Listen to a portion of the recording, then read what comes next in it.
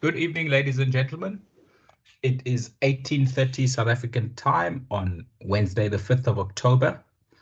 Welcome to Lecture 2 of Cricket South Africa's Level 1 umpiring course presented by Western Province Cricket Umpires Association.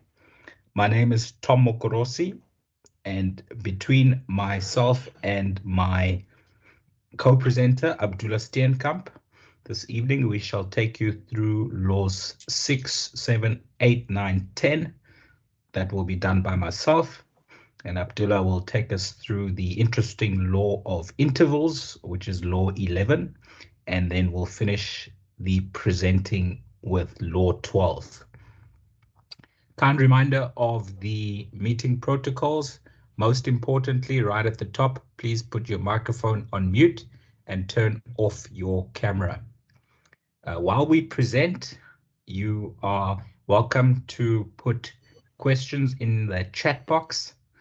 Please note that quite often what happens is that the answer to your question is on the next slide that we present. So rather wait to see if your question is not answered, let's say towards the end of the law, the last slide of each law. And then if your question still isn't answered, you've already typed it into the chat box, but you haven't actually hit send. Then you can hit send at the end of the law if your question that you had was not answered. If your question was answered during that particular law, then do not post the question so that we don't have to go through it at the end of the presentation. So that's the format for the evening. After the presentation, we will take the questions which are in the chat box. And also what helps us is if you refer to the slide number or where your question is related to. You will see at the bottom right-hand corner of each slide, there is a slide number. So please, when you do put your question in a chat box, just mention which slide that question relates to. And then if there are any further questions that were not put in the chat box, then we will open the floor up to a questions and answer sessions where you need to raise your virtual hand and you will be acknowledged to unmute your microphone and ask the question. And please, ladies and gentlemen, if we can restrict each candidate's questions to 2 questions this evening so that we give everybody a chance to ask a question. So maximum 2 questions per candidate, whether it's in the chat box or by raising your hand in the question and answer session. Thank you very much. So moving on to the laws for this evening, you will remember that on Monday, Abdullah took us through laws 2, 3, 4, and 5 after I'd started with law 1. And we are basically now into the instruments used in the match. Law 4 was the ball, law 5 was the bat, and law 6 is where the action all takes place. That is the cricket pitch. The pitch is a rectangular area of the ground, 22 yards or 20.12 meters in length from bowling crease to bowling crease, and 3.05 meters in width. Now, you'll see from the measurements that it's easier to remember the yards measurements because they are whole numbers. However, just remember that when you need to measure a pitch and the creases, your measuring tape is in centimeters. Okay, so it's a good idea for you to know the measurements in centimeters so that you can apply them when you get to a field and you need to measure the pitch and the creases before the day's play starts. Just a friendly Reminder / revision question. How many minutes do umpires need to be at the field before a day's play according to law? Abdullah covered it in Law 2 on Monday, and it is highlighted in green. So it is going to be tested in the Cricket South Africa Level 1 exam. So a pop revision question for all of you, and you can put your answer in the chat box just to get us started with a bit of interaction. How many minutes before the start of a day's play do umpires need to report to the field of play? And the reason for this amount of time is because we need to measure the pitch, measure the creases, and make any changes if necessary before the scheduled start of play. And hopefully we don't need to delay the start of play because we need to change the measurements. So there's your pitch, and we all know that it's 22 yards, but we need to remember that it's 20.12 meters because that's what our measuring tape will tell us. And the width of the pitch is 3.05 meters. Now, is that from return crease to return crease? And we'll learn more about the names of the creases and the measurement of the creases in subsequent laws. But the answer is no. The pitch or the width of the pitch is slightly wider than the creases. We will get to that a little bit later, as mentioned. So now we get to the first names of the crease, and the bowling crease is where the stumps are pitched. And quite importantly, cricket is a very technical and exact science. The back edge of each bowling crease is where the stumps should cut in half the back edge of the bowling crease when pitched. We will see a good picture of that later in the presentation. What's important in the exam when answering questions on measurements is look for the arrows. Okay, so on the left, we can see that that measurement is from the middle stump to the edge of the pitch. Okay, so it's not 3.05 meters. They are asking for the measurement from the middle stump or halfway in the middle of the pitch to the edge of each pitch. That's 1.525 meters. Okay, 1.525 plus 1.525 will give you your full width of 3.05 meters. Who decides which pitch is going to be used and how is it prepared? Let's see what the law says. Before the match, the ground authority shall be responsible for the selection and preparation of the pitch. And by ground authority, the law refers to what's commonly known as the grounds person or the curator of the field. And during the match, the umpires shall control the pitch's use and maintenance. There is a handover between the ground authority and the umpires that happens at provincial level and international level, and that happens anytime up until the toss. So at the toss, the ground staff or the head's grounds person needs to hand over a pitch preparation report to either the umpires or the match referee for the match, and that is the official handing over of the field from the ground authority to the umpires. It cannot happen later than the toss. If there is bad weather around and the field is not ready for play at the time of the scheduled toss, then the ground is only handed to the umpires by the ground authority when the rain has stopped and the field has been adequately prepared by the ground staff for play. Can we change the pitch for a cricket match? Let's see what the law says. The pitch shall not be changed during the match unless the umpires decide that it is dangerous or unreasonable for play to continue on it, and then only with the consent of both captains. Okay, so it's not only up to the umpires to decide whether to change the pitch or not.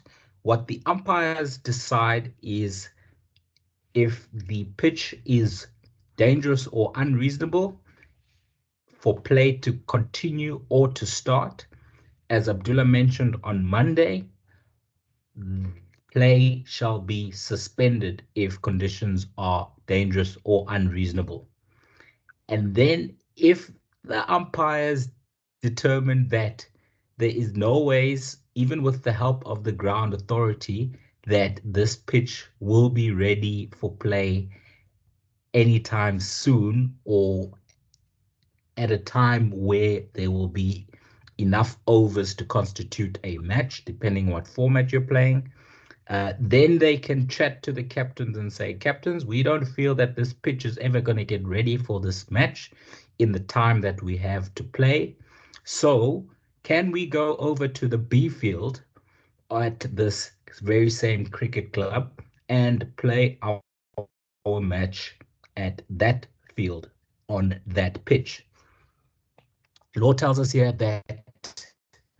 that both captains need to agree to the change of the pitch, and the match, Abdullah, you can maybe correct me if I'm wrong. I think the match has to be started over again. So if we had started a match on pitch number A, on the A field, and we realize after a few overs that it's dangerous because the bounce is invariable and a full pitched delivery has bounced off a length and hit the batter on the helmet.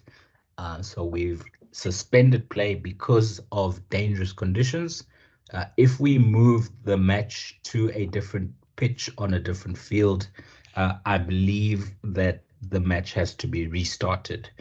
Just before you start presenting Law 11, Abdullah, you can confirm or deny that particular belief I have. In junior cricket, do we have the same sized pitch, 20.12 meters in length and 3.05 meters in width? Law tells us that the governing body for cricket in the country concerned shall determine the length of the pitch for junior cricket. So there is no set measurements. They can play in or on adults' pitches, but they can also play on shorter pitches, up to the governing body of the country to decide. So that's the pitch. And we saw briefly that on the pitch we have a bowling crease. I'm sure you all know that we've got two other creases on the pitch. Let's see what those are and get into their measurements. So there's a great picture of what used to be called Senves Oval in Potchefstroom. It is a test venue. 2017, South Africa played Bangladesh. I think that was the last test match that was played in Potchefstroom. And they do host one-day internationals and T20 internationals at this ground as well. They're also quite popular for varsity cup cricket, which this year has been held at the University of Pretoria. But the first 5 editions of Varsity Cup cricket were all held at this stadium in Potchefstroom. You'll see that Senves in the top left of the picture used to be the sponsor for the stadium. They are no longer the sponsors, so the name has changed. Again, Abdullah, if you can maybe just remind me when you start presenting what the new name for this particular stadium is. And this is also the stadium that Abdullah will be umpiring in 2 weeks' time. The Cricket South Africa Division 1 T20 competition will be played at Potchefstroom. So what I want you to notice here in the picture is what I mentioned about the stumps. The stumps are not pitched in the middle of the bowling crease. The stumps cut the back edge of the bowling crease, or let's say the back edge of the bowling crease cuts the stumps in half. Half of the stumps are in front of the back edge of the bowling crease, and half of the stumps are behind the back edge of the bowling crease. So that's quite important for you to note when you are looking at the pitching of the stumps. Are they pitched cutting the back edge of the bowling crease, or are they pitched in the middle of the bowling crease? Plenty of grounds persons actually usually make the mistake of pitching the stumps in the middle of the bowling crease. And it's actually quite a difficult job to try and move holes half a centimeter back. So you would just leave them in there for the day's play, but just inform the grounds person that going forward, he or she should pitch the stumps cutting the back edge of the bowling crease, not the middle of the bowling crease. So I'm sure you can see that there are other creases. We shall deal with those later in this presentation. What we won't deal with is the wide lines that you see on this picture.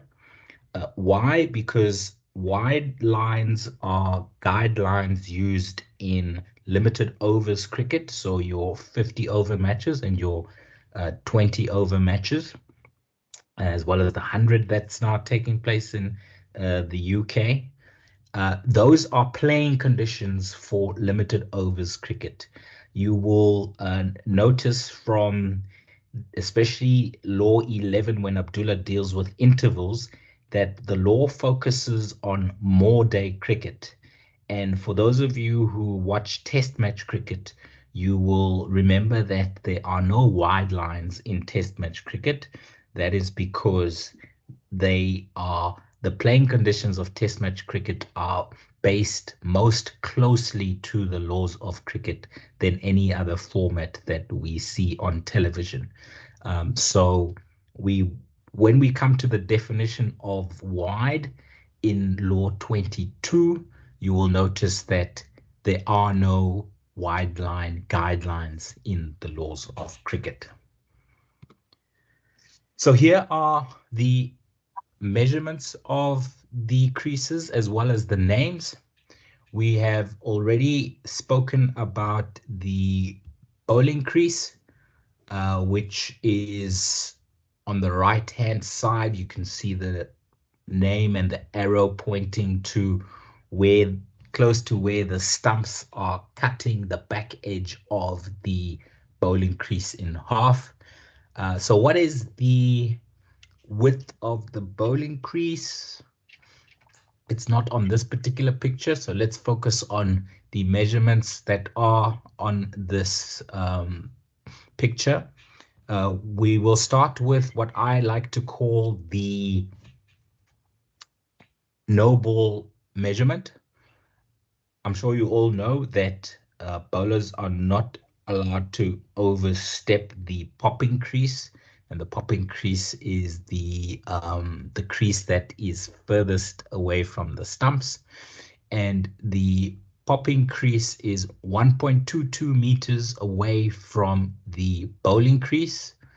And then we have the length of the return crease. So the return creases are the two creases on the side. That is exactly double the length of the no ball measurement that I've just mentioned. So the length of the return creases are a minimum of 2.44 meters. So this could actually run all the way to the boundary if the groundsperson wished to paint a line all the way to the boundary. No need for that really, but you will find out in the law 21 no ball that the back foot of a bowler is not allowed to touch the return crease. So that's why that line needs to be a minimum of 2.44 and it can extend even further towards the boundary.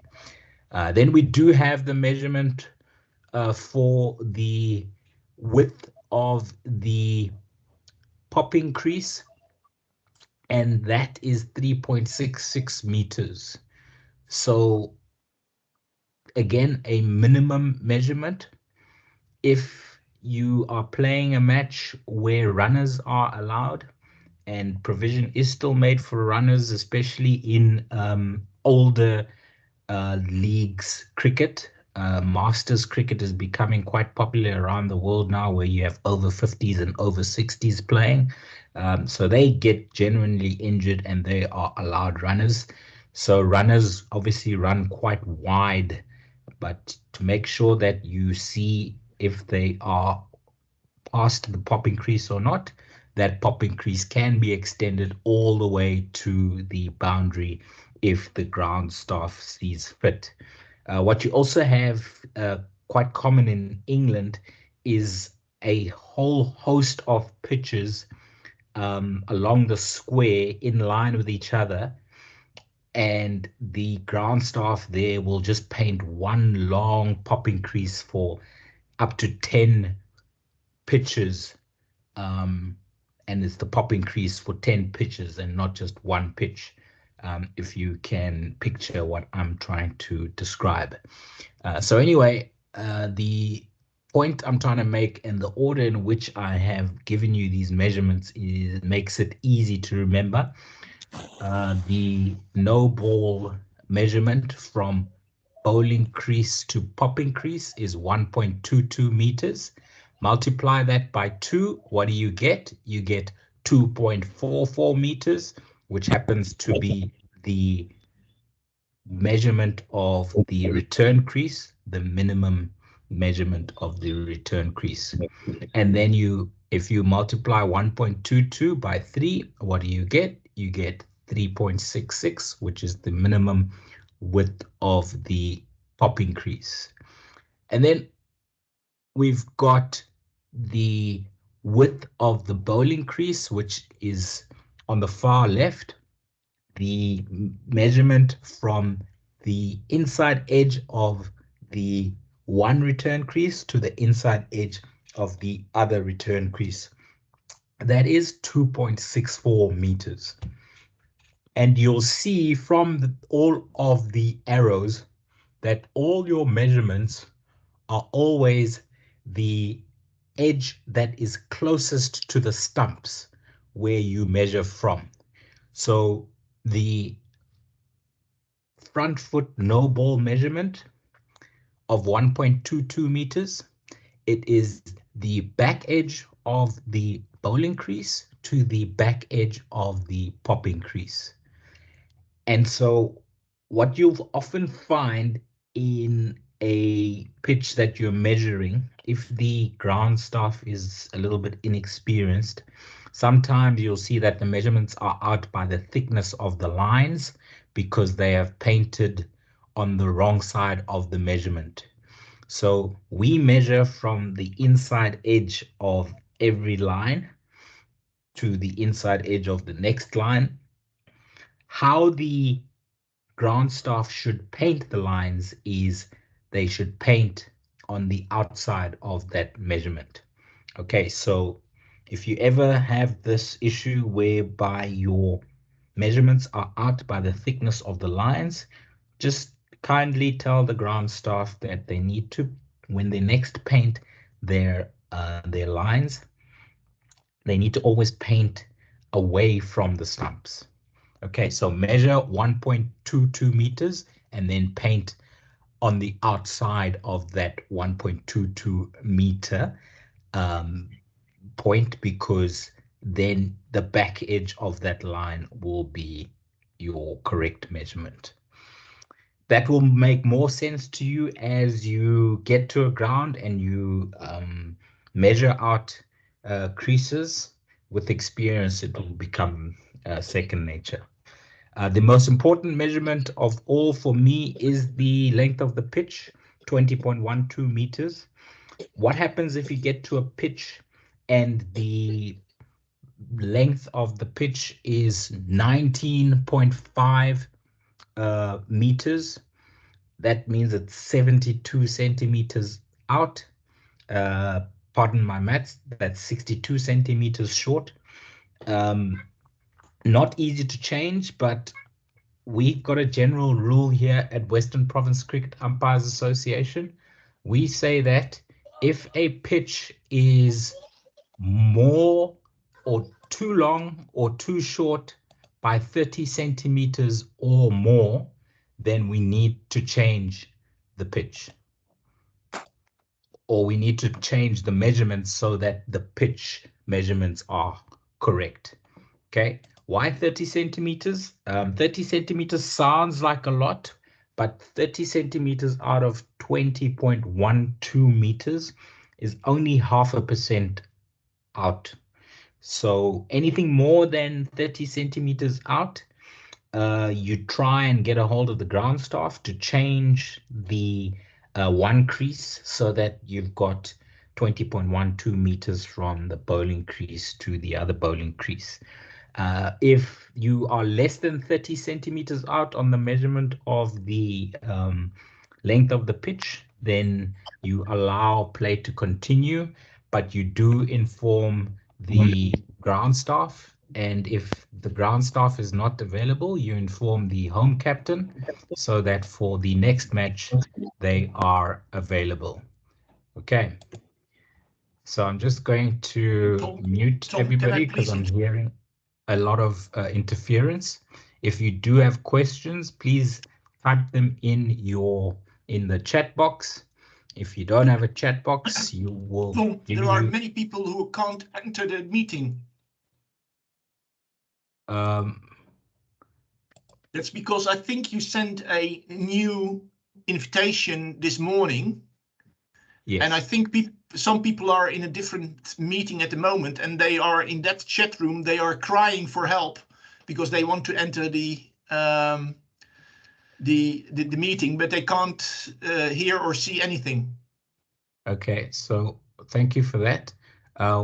What I am going to do, I'm going to post this meeting's link in the chat box of Monday's meeting. So just bear with me while I do that, please. Thank you for notifying me.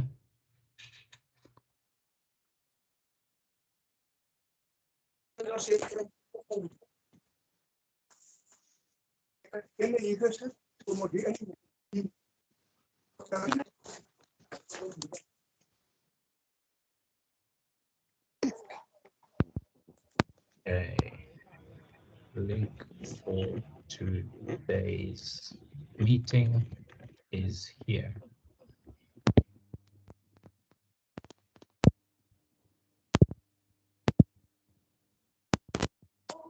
No, waar is sound? No. Okay, I've put the meeting link for today in the chat box from Monday, and we are going to carry on. As you all know, this meeting is recorded, so if they can't get in here, they will be able to view the recording. Okay, thank you very much. We shall continue now. I'm muting everybody else.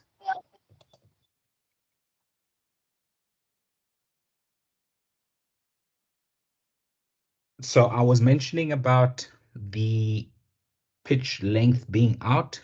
If it's out by 30 centimeters or less, that's fine. We will continue, but we will mention it to the captain, or we will mention it to the grounds person if they are available. If the pitch length is out by more than 30 centimeters, whether it's 40 centimeters too short or 50 centimeters too long, then we shall not let play start.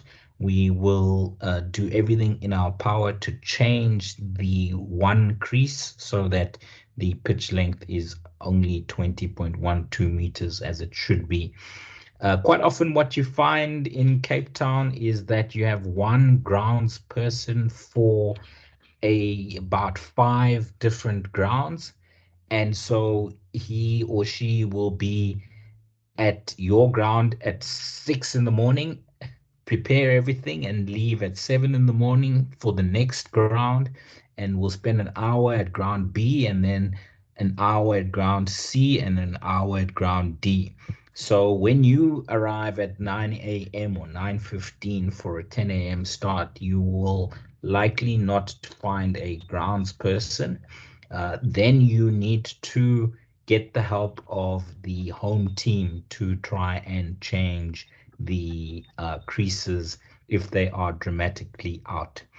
So I've told you that the 30 centimeters is the rule we use in Western Province Cricket Umpires Association.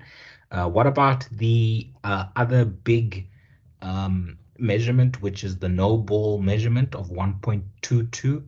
I say if it is more than 2 centimeters out, if it's more than 2 centimeters too short, then we have a problem. We need to make a plan.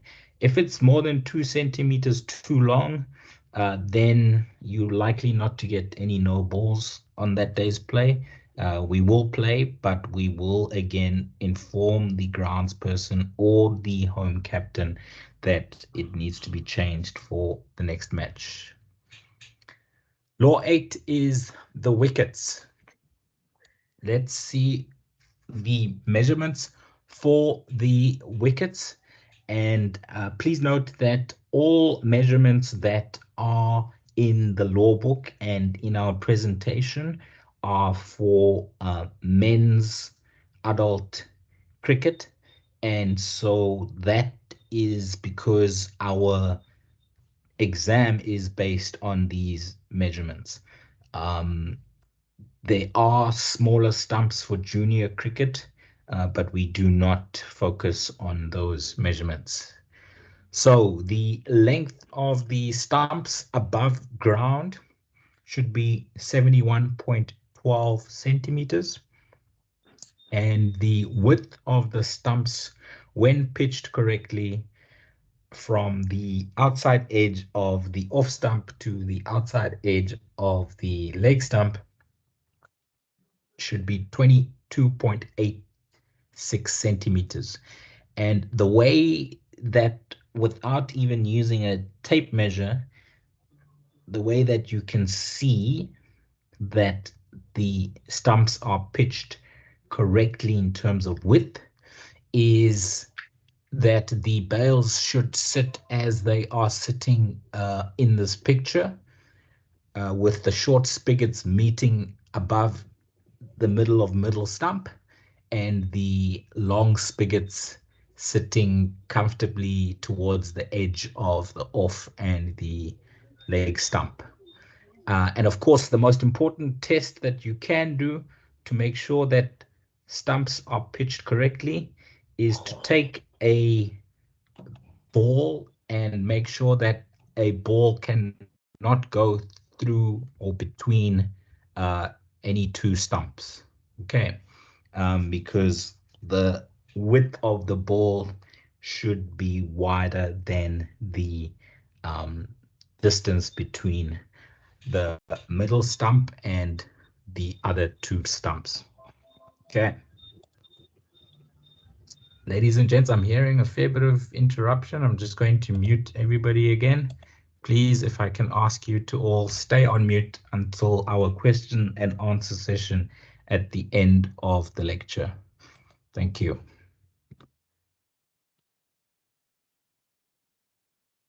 Let's have a look at the bales which rest on top of the stumps. They shall not project more than 1.27 centimeters above the stumps, and they shall fit between the stumps without forcing them out of their vertical stance. Now, I'm sure a few of you know Mark Boucher, the current coach of the South African men's national side.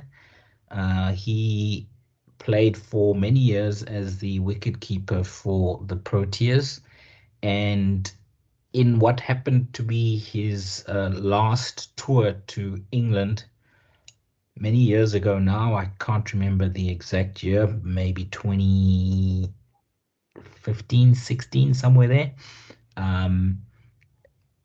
He was not wearing sunglasses, and he was not wearing a helmet while standing up to a spin bowler. The spin bowler bowled a delivery that bowled the batter. It was in a warm-up match, and as the ball hit the stumps and the bail flew up into Mark Boucher's eye and ended his cricket career effectively, because that injury, he could not come back to full vision of his eye, and so that forced him out of that tour, and a couple of months later he announced his retirement from all forms of cricket. So since that incident, the lawmakers and manufacturers of cricket equipment have tried to find a way to prevent that type of injury happening again. And so I haven't seen it really take off, but there is and was a string that is connected to the off stump and the leg stump, and that connects the bales to the stumps, and is maybe 20 centimeters long, so that if the bales are removed from the top of the stumps, they don't go far to be able to hit a player's eye. So this is what the law is referring to in point number 2. Devices aimed at protecting player safety by limiting the distance that a bale can travel off the stumps will be allowed, subject to the approval of the governing body for the match and the ground authority. So as I said, I think soon after that incident with Mark Boucher getting hit by a bale in the eye, a few people came up with this string to keep the bales from flying too far from the top of the stumps, but I don't think it's really caught on. I haven't seen it used in international matches. Are we allowed to dispense with the bales? What happens if it is a really windy day? Let's see what the law says. The umpires may agree to dispense with the use of bales if necessary. If they so agree, then no bales shall be used at either end. The use of bales shall be resumed as soon as conditions permit. So it happens quite often in windy Cape Town, as well as Port Elizabeth, another city in South Africa. Port Elizabeth is known as the Windy City. When you have winds over 30, 40 kilometers per hour, the bales provided by clubs often fall off the top of the stumps. And of course, it's a big waste of time to have to go to the stumps every time they fall off to put them back on. So us as umpires, we need to buy heavy bales from a store called Sportsman's Warehouse here in South Africa. Those bales can withstand winds of up to 50, maybe 55 kilometers an hour. But even if the heavy bales keep falling off the top of the stumps, then we need to dispense with bales completely until the wind calms down. What the law is saying here is that you cannot, if you only have one set of bales that is problematic and keeps falling off, you cannot play with one set of bales on and another set of bales off at the other end. Either both sets of bales are on, or both bales of sets are off. Ladies and gents, I'm just going to ask, is the presentation being shared with you at the moment? Are you seeing it on your screens? No, Tom, We we are cannot not see seeing. anything. We Okay. cannot see the presentation. Okay. Apologies No, it's for not that. showing. There is nothing is there. We can't see it. Can't see it on the screen. Okay, No, I'm we can't sharing see. it. We can't I'm see. sharing it again. I'm sharing it again. Apologies for that. Yeah, now it's showing. Thank you. Okay, great No, stuff. That's it. Thank you. No, mine is not seen. Yeah, okay now. Okay, it sometimes does take a while for it to appear, but I shall continue in the meantime.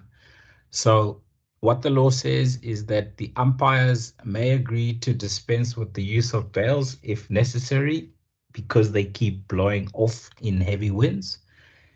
If they so agree, then no bales shall be used at either end. You cannot use bales on the one end and then not use bales at the other end. The use of bales shall be resumed as soon as the wind dies down. Okay. Now we move on to preparation and maintenance of the playing field, which is the pitch as well as the outfield. Do we mow the grass in a day game, the outfield and the pitch?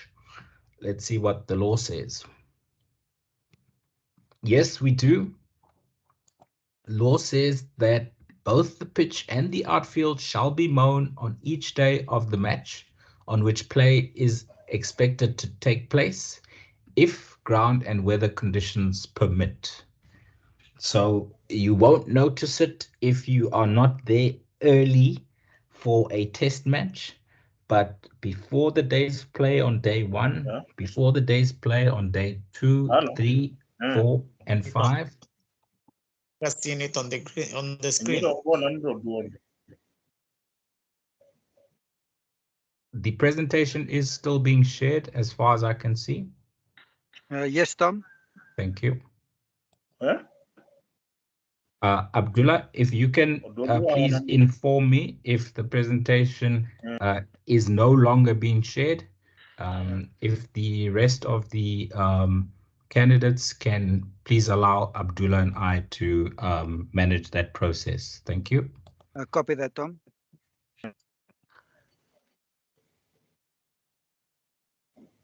So the reason that we need to mow both the outfield and the pitch on or before the day's play on each day, day 1, day 2, day 3, day 4, day 5 of a test match, is to make the conditions of the pitch and the outfield as similar as possible for all 5 days. So the grounds person will make sure that the mower for the outfield is set to the same level for every one of those 5 days that he or she will be mowing the outfield. Similarly, the level that the pitch is being mowed will also be set using a bar on the mower to the same level for day 1, 2, 3, 4, and 5. Okay. Law goes on to say, if complete mowing of the outfield is not possible, this could be due to a wet outfield. The ground authority shall notify the captains and umpires of the procedure to be adopted for such mowing during the match. So when are we allowed to mow, or when is the ground staff allowed to mow the outfield, and when is the ground staff allowed to mow the pitch?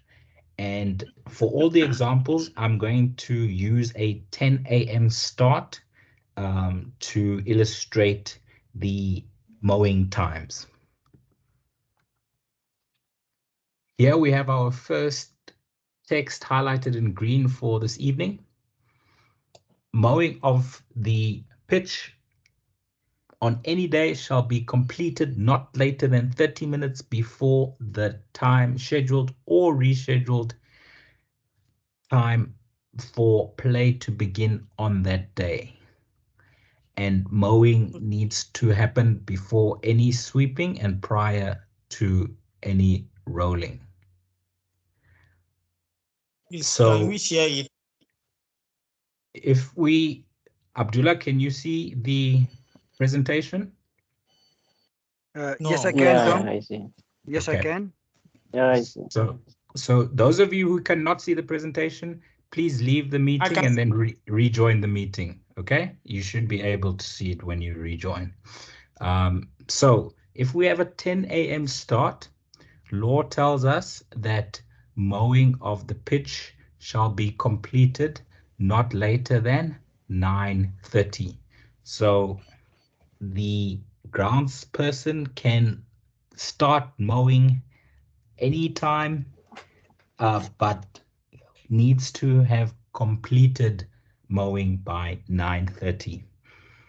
What we do as third umpires or fourth umpires is we need to inspect the mowing of the pitch, and we also need to inspect the rolling of the pitch.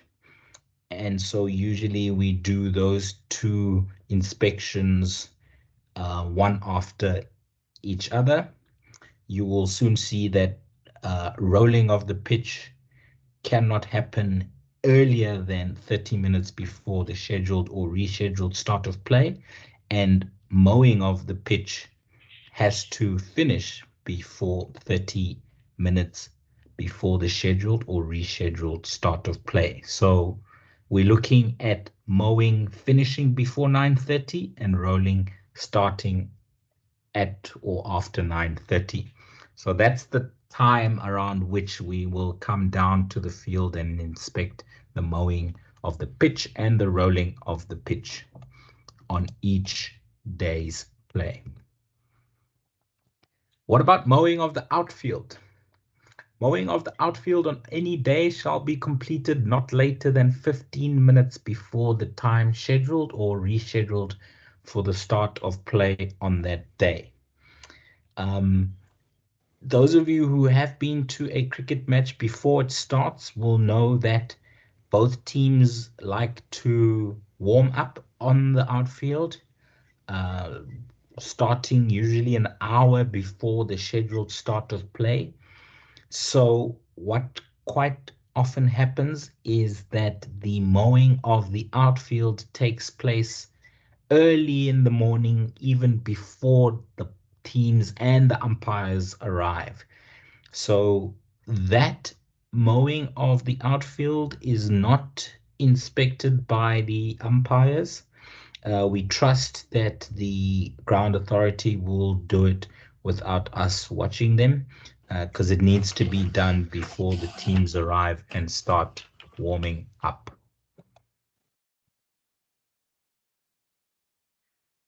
Clearing of debris from the pitch. Law tells us that the pitch shall be cleared of any debris before the start of each day's play, and you clear the debris after mowing. So at 9:30, if you have a 10 a.m. start, but before rolling, okay? So not earlier than 30 minutes, nor later than 10 minutes before the scheduled or rescheduled start time for the day. Okay, so normally it's very quick. After you've mowed the pitch, let's say you mow the pitch from 9:25 until 9:30, then you can quickly sweep the pitch. And in fact, I've never seen the whole pitch being swept. The ground staff usually just sweep from the protected area backwards towards the stumps and the back edge of your return crease. Okay, so so sweeping and clearing of debris from the pitch is very quick after mowing the pitch and just before rolling the pitch.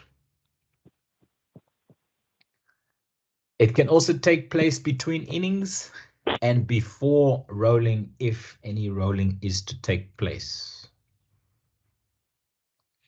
It can also take place at intervals for meals.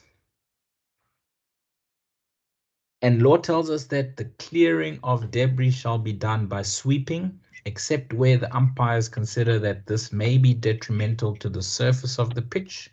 And in this case, the debris must be cleared by hand without sweeping.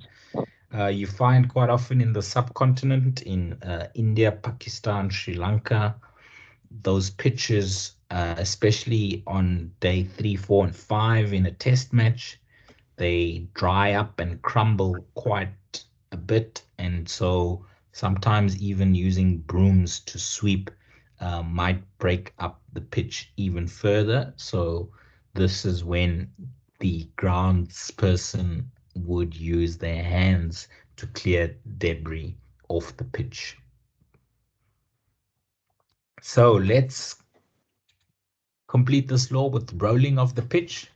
When do we roll the pitch and for how long? It's highlighted in green, so it's in the exam. During the match, the pitch may be rolled at the request of the captain of the batting side for a period of not more than 7 minutes. So you can roll for 1 minute, you can roll for 2 minutes, 3, 4, 5, 6, 7 minutes. You cannot roll for more than 7 minutes. And when can you roll? You can roll before the start of each innings, other than the first innings of the match, and before the start of each subsequent day's play. So what's quite important here is on day 1 of a 5-day test match. Remember I mentioned that the grounds authority does a handover of the field to the captains or the match referee at the toss at 9:30. So what we're about to read here is not to do with the preparation of the pitch before the match starts on day 1. This is about after the match has started on day 1, when and for how long can you roll. So you can roll before the start of day's play on day 2 for a maximum of 7 minutes, and it will be the batting captain at the time that requests, if they wish to have a roll, how long the roll will be for and which roller they will use. Then they can also request a roll when their team is about to bat. So in a test match, if South Africa have batted first against Australia, and halfway through the first session on day 2, South Africa is all out for 350 for 10, then the captain of Australia, who are going to bat next, can request a rolling of the pitch during that 10-minute change of innings interval. But of course, the maximum time that they can roll the pitch for is 7 minutes. Okay, so those are the 2 occasions on which a batting captain can request a pitch to be rolled. It is in the morning of day 2, day 3, day 4, day 5, before the day's play starts. No earlier than 9:30, no later than 9:50. And then if there's a change of innings, then the side batting next can request a roll for up to 7 minutes with the roller of their choice. Okay, Very important in the exam, please remember that 7 minutes maximum. So there is the window period for rolling as per the law, not more than 30 minutes and not less than 10 minutes before the scheduled or rescheduled start of play on the day. Are you allowed to water a pitch during a 5-day test match? Let's see what the law says. Quite simply, no, the pitch shall not be watered during the match. Are you allowed to remark creases during a match? Yes, of course. Creases shall be remarked whenever either umpire considers it necessary, usually during intervals. Maintenance of footholds. I'm sure you've all seen fast bowlers when they are landing heavily on their front foot of their delivery stride. After multiple overs, then you will see that on the popping crease, holes start to develop that are made from the banging of the landing of their feet on the creases. So the law says that in matches of more than 1 day's duration, the umpires shall allow the returfing of footholds made by bowlers in their delivery strides or the use of quick setting fillings for the same purpose. That usually happens overnight, that returfing, but during play, umpires shall allow the players to secure their footholds by use of sawdust, provided that no damage to the pitch is caused and no time is wasted. To even out the surface, I've seen a mallet or a hammer being used just so that the hole is not as deep as it previously was. Last law for me this evening before I hand over to Abdullah. Covering of the pitch. Why do we need to cover the pitch? Because we cannot play cricket on a wet pitch. It's dangerous or unreasonable. So let's see when and how we need to cover the pitch. Law tells us that before the match, the use of covers before the match is the responsibility of the ground authority and may include full covering of the ground if required. However, the ground authority shall grant suitable facility to the captains to inspect the pitch before the toss.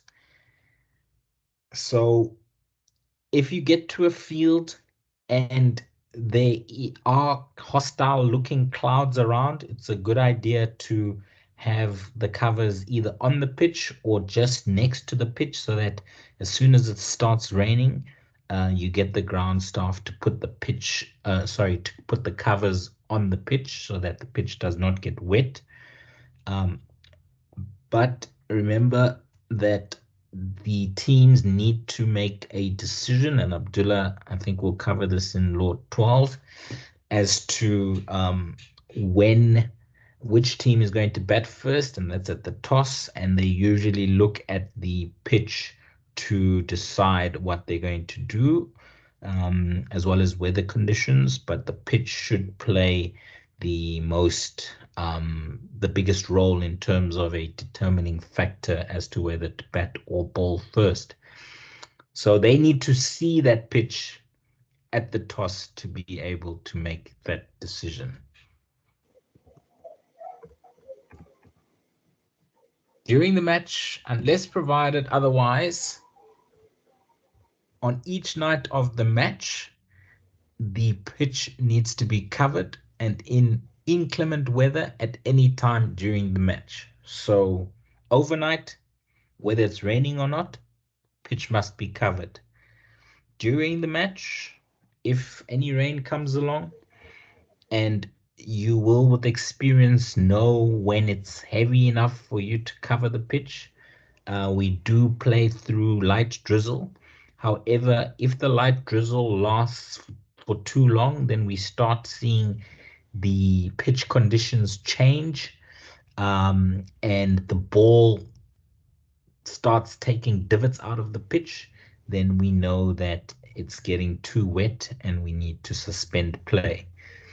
Easy way for you to check whether the pitch is too wet is to use the back of your hand to rub the pitch, and if any debris, sand or grass is stuck to the back of your hand, then it means that the pitch is now too wet. You need to suspend play. If grass, debris or sand falls off the back of your hand, then it means that the pitch is still not too wet and you can carry on playing in the light drizzle. What do we need to cover? We need to cover the whole pitch and a minimum of 1.22 meters beyond it, beyond each end.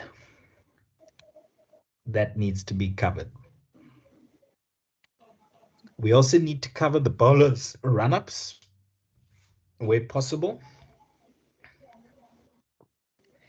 And then we also need to, as Abdullah mentioned on Monday, chat to the captains as to who removes and also puts on the covers and when. Law tells us that the covers shall be removed as soon as practical on each day that play is expected to take place. Obviously, that needs to be without any rain. If covers are used during the day as protection from inclement weather, or if inclement weather delays the removal of overnight covers, they shall be removed promptly as soon as conditions allow. Especially if there has been overnight rain, then you'll find that the pitch sweats underneath the covers. So you want to remove those covers as early as possible when the ground staff arrive at the field. They usually do arrive earlier than the umpires. So if the sky is blue and the sun is shining, those covers need to come off to let the pitch breathe and dry if there was overnight rain. Here we have an example of a fancy set of covers, which is quite common in the UK.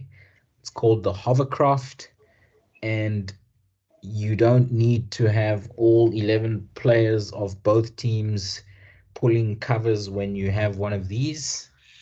Let's see how it works and the ease of which the pitch gets covered and the speed of which the pitch gets covered when rain starts. Abdullah, just let me know if there is no sound, because I might have shared without sharing the sound as well. Copy that, Tom. Abdullah, it seems as if the video is not loaded. It's just the picture of the hovercraft. So there won't be any sound. But effectively what happens is that this hovercraft lifts and then has wheels to move it remote controlled onto the field of play, and then the covers on the sides in blue are unrolled to cover adjacent pitches. I will try and find the video, and I will add a link to that video on the email I send out with the recording of tonight's lecture. Here we have a picture from Galle in Sri Lanka, where they quite often have torrential rain, and the what's called drainage of their grounds is not the best. So when there is heavy rain, they try and cover the entire field because you don't only need the pitch to be dry, you also need the outfield to be as dry as possible for play to get underway and prevent having dangerous or unreasonable conditions. So this is what they do. They cover the entire field, and you can imagine how long it takes to do that, and also how long it does take to uncover the pitch when the rain stops, the pitch and the outfield. That is my bit for this evening. Thank you very much for your patience with the few problems that we had. I'm now going to hand over to Abdullah to take us through Law 11 and Law 12. And please, I implore all of you to stay on mute so that the listening for other candidates is not compromised. Over to you, Abdullah.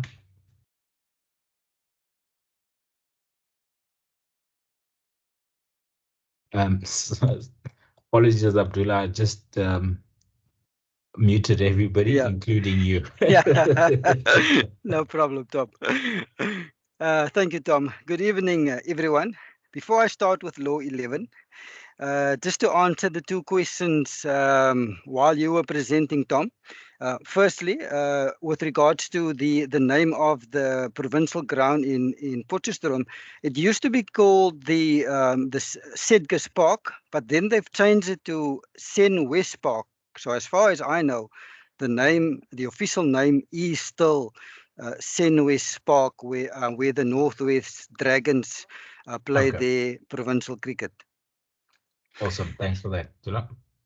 Secondly, your question with regards to changing the pitch, if the pitch was dangerous or unreasonable, and it was decided to change the pitch, the law is silent on with regards to do you start a new game, do you continue where you stopped, but the ICC do have playing conditions that covers what happens when if a game if a pitch should be changed. So just briefly, the playing condition is what they look at first is, can the existing pitch be repaired? So in consultation with both captains and the match referee, they'll look at if the existing pitch can be repaired. If it can be repaired, the game will resume where it stopped. If the existing pitch cannot be repaired, they will then consult the two home boards, captains. They'll look at options of if they do change the pitch, can they start a new game?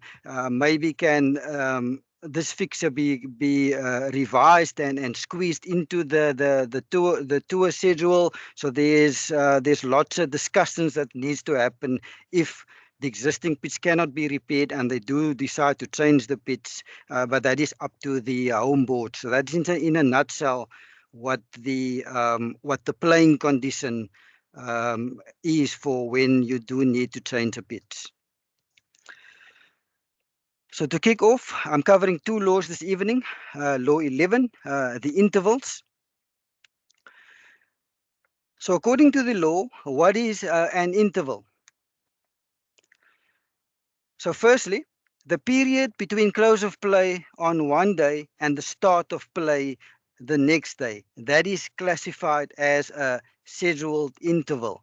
So in a 5-day test match, let's say the play begins on day 1 at 10 o'clock and close of play is at 5 o'clock. Day 2 will also start at 10 o'clock. So the period between 5 o'clock on day 1 and 10 o'clock on day 2, that according to the law is classified as a scheduled interval. Another example of a scheduled interval is interval between innings. Interval for meals, lunch or tea, those are the interval for meals. Those are also classified as scheduled intervals as per the law. Interval for drinks, also a scheduled interval. And lastly, any other agreed interval. An example of this, many years ago in the Ashes Test match, the late Queen decided to visit the test match. So on day one, she informed the authorities that the time she can be available to meet the teams are exactly 12 o'clock. So the game started at 11 o'clock. So at 12 o'clock, there was an agreed 15-minute interval. So where play actually stopped. They played for an hour. They started at 11, stopped at 12. The late Queen came onto the field, greeted the players, and 15 minutes later, she left the field. So that was an agreed interval before the game started, where the late Queen, met the players of the respective teams. So how long are these intervals? So the duration of the intervals are set by the governing body of cricket for that particular competition.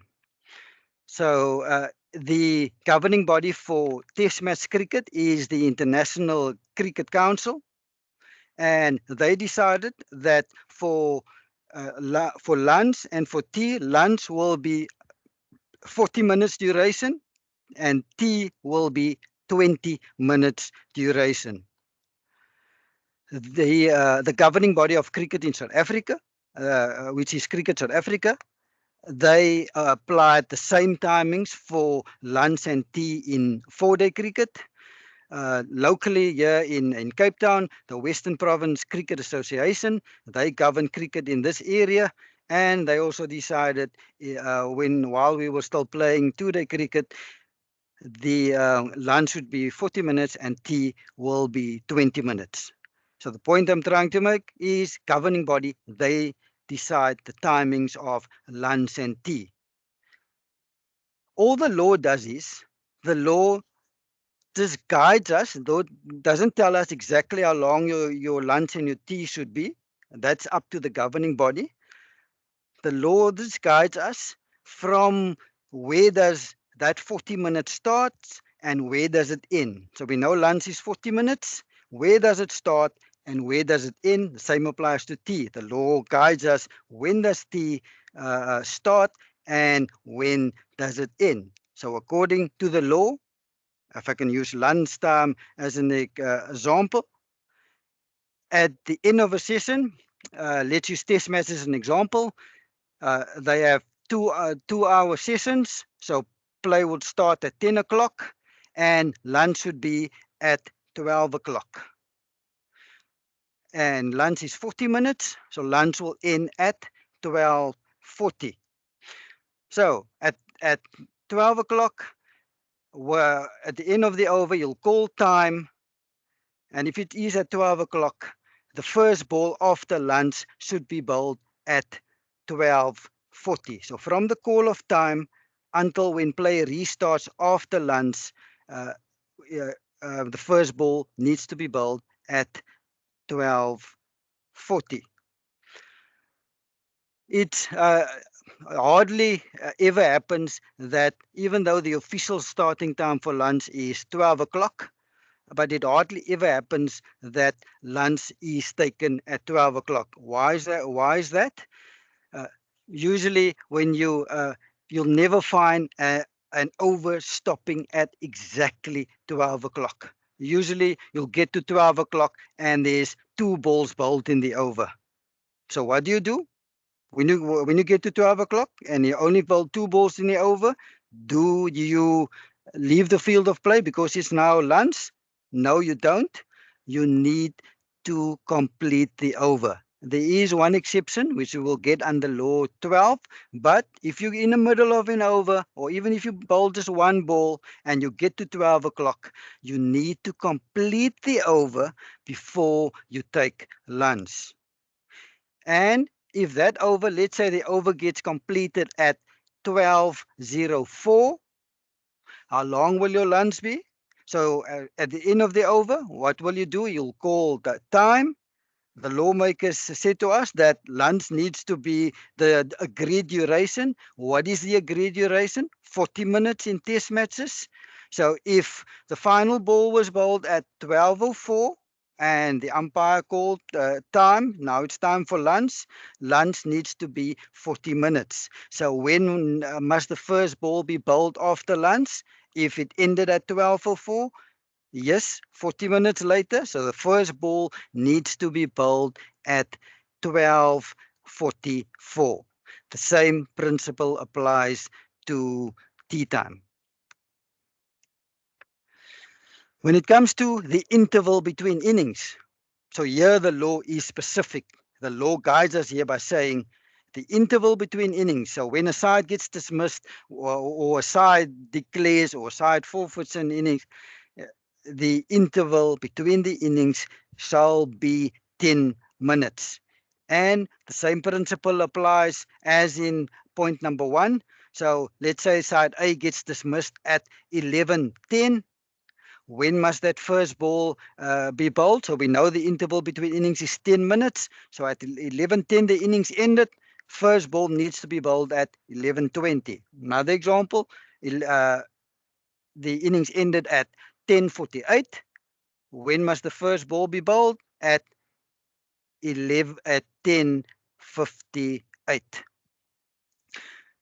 So when it comes to interval between innings, the law tells us that there shall always be a 10-minute interval between innings. Why do we need a 10-minute interval between innings? The other side or the opening batter of side B needs to go pair up. Also, rolling needs to take place if requested by the now batting captain. But there are 2 exceptions where you will not take a 10-minute innings between a 10-minute interval between innings. What are those 2 exceptions?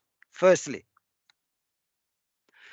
if an innings ends when 10 minutes or less remains before the close of play, on that particular day, the law tells us that that will be the end of play on that day.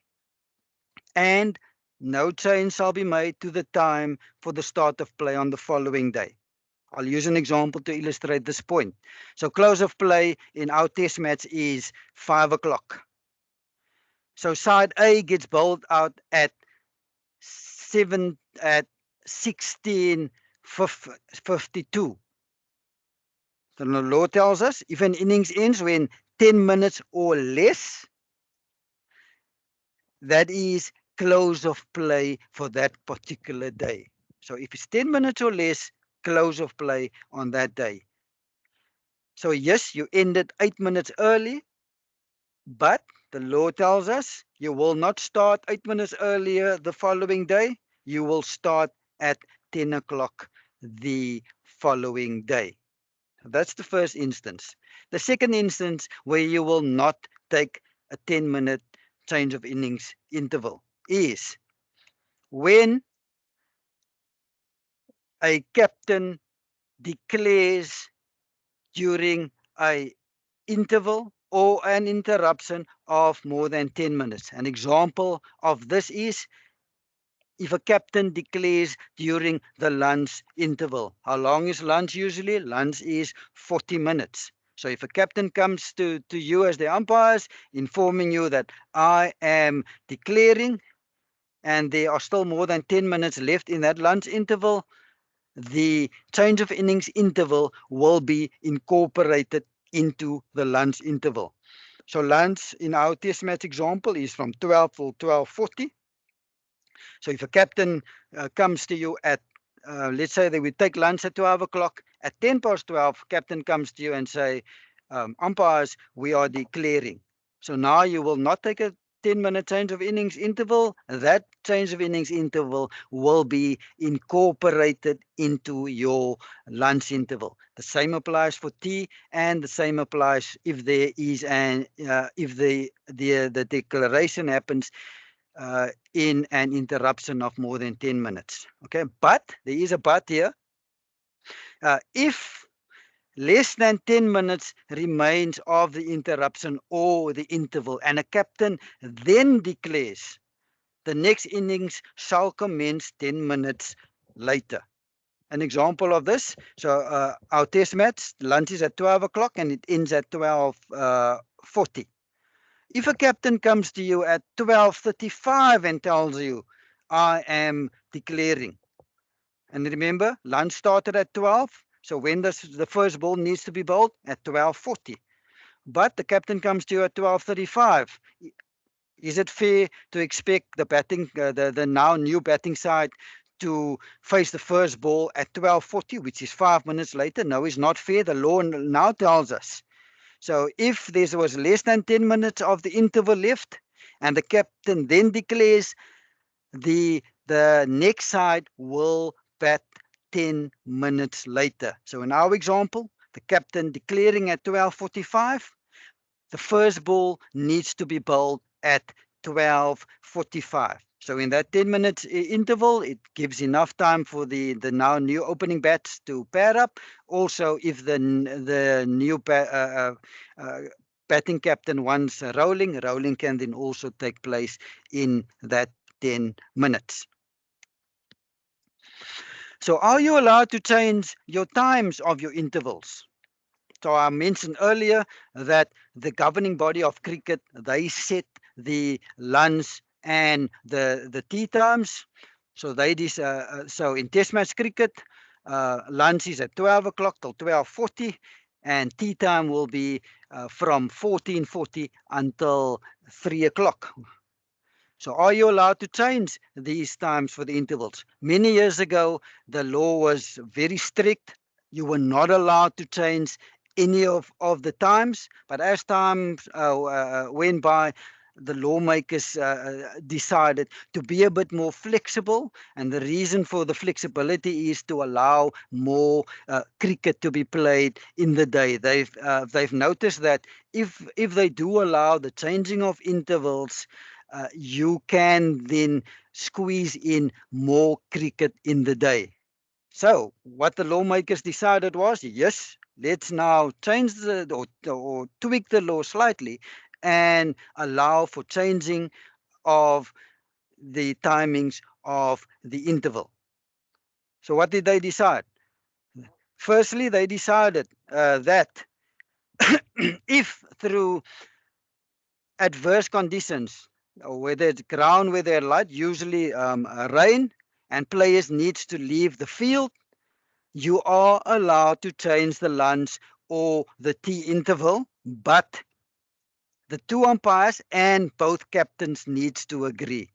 If there's no agreement between these four parties, then the lunch will be at the scheduled time. So point number 4, the law allows, yes, you can change your tea and your lunchtime anytime, but you need the consent of the two umpires and both captains. If there's no agreement, lunch to be at the scheduled time. Also, now focusing on the lunch interval. And again, they've brought this change into the law to save time to maximize play during the day. So what the lawmakers decided, that if an innings ends when 10 minutes or less remains to lunch, you will take the lunch interval immediately. And importantly, the lunch interval will be the agreed duration, which is 40 minutes in Test cricket. So an example to illustrate this point. So lunch is at 12 o'clock. So at 11:50, side A gets dismissed. So what happens next? The law guides us here. The law tells us if an innings ends, like in side A, they were dismissed at 11:50, and this is 10 minutes or less to the agreed time for lunch, which is 12 o'clock, the interval shall be taken immediately. So at 11:50, when side A was dismissed, you will take an early lunch. The second paragraph in the sentence, or the second sentence is, it shall be the agreed duration. So we know lunch should be 40 minutes. So if we took an early lunch at 11:50, when will play restart? Yes, correct, 40 minutes later, which is at 12:30, the first ball needs to be bowled after the lunch interval. So the important point here is it must be 10 minutes or less. If it's not 10 minutes or less, let's say the innings ends at 11:48, this is not 10 minutes or less to lunch, then you cannot apply this clause. So you can either apply clause number 4, the previous slide, or this will be a 10-minute change of innings, and at 11:58 side B needs to come face 1 over until lunch. Second change the lawmakers made was, if it should rain 10 minutes or less before the agreed time for lunch, you will take lunch immediately. The same principle as in point number 1. So at 11, lunch is at 12 o'clock. At 11:52, it starts raining. Law guides us here. As you leave the field of play, that will be lunch. Lunch will start at 11:52. When must the first ball, if conditions permit, be bowled after lunch? Correct, with lunch being 40 minutes, the first ball needs to be bowled at 12:32, so which is exactly 40 minutes later from 11:52. So these are the changes that the lawmakers made to maximize play when it comes to the lunch interval. So when it comes to the tea interval, they've also made some changes, again, to maximize play. So what did they decide? So point 1, here they said, if an innings ends when 30 minutes or less remains before the agreed time for tea, tea shall be taken immediately. So the same principle as in with the lunch interval. The only difference here is lunch is when an innings ends 10 minutes or less, you'll take lunch immediately. Here, if an innings ends 30 minutes or less, you will take tea immediately. So if I can use, let's say, a round number, if tea is at 3 o'clock and side A gets bowled out at 14:35, is that 30 minutes or less to the scheduled tea time? Yes, it is. We now can invoke clause number 1. So the innings ended 30 minutes or less to tea. So at 14:35, you can take an early tea. And tea now needs to be the agreed duration. What is the agreed duration for tea? It's 20 minutes. So tea will be from 14:35 until 14:55. And again, this is a 20-minute interval. So our change of innings interval will now be incorporated into the tea interval. Again, point number 2, to save a bit of time, lawmakers decided that when 30 minutes remains before the agreed time for tea, and there's already an interval between innings in progress, play needs to resume at the end of this 10-minute interval. An example of this is, our tea time is 3 o'clock. Side A gets bowled out at 14:25. Can you take an early tea? No, you cannot take an early tea. Why? If we look at point number 1, point number 1 tells us, oh, you can only take an early tea if an innings ends 30 minutes or less. So at 14:25, when side A gets dismissed, because it's not 30 minutes or less to tea, you need to take a 10-minute interval between innings. The innings of side B will now start at 14:35.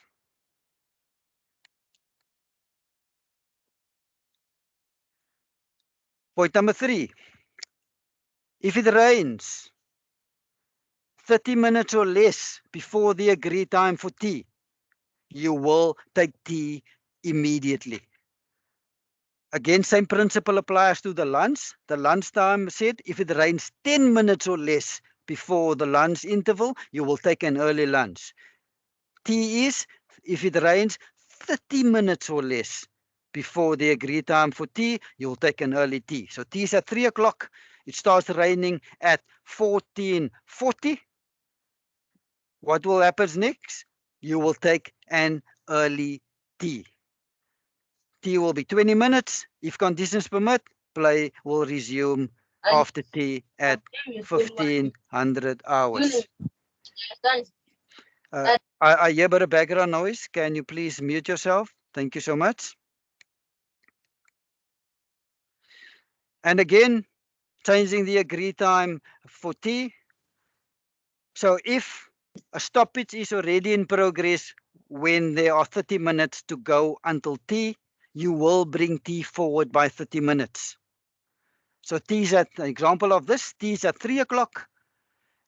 It starts raining at 14:20. Now players leave the field. Can you take an early tea?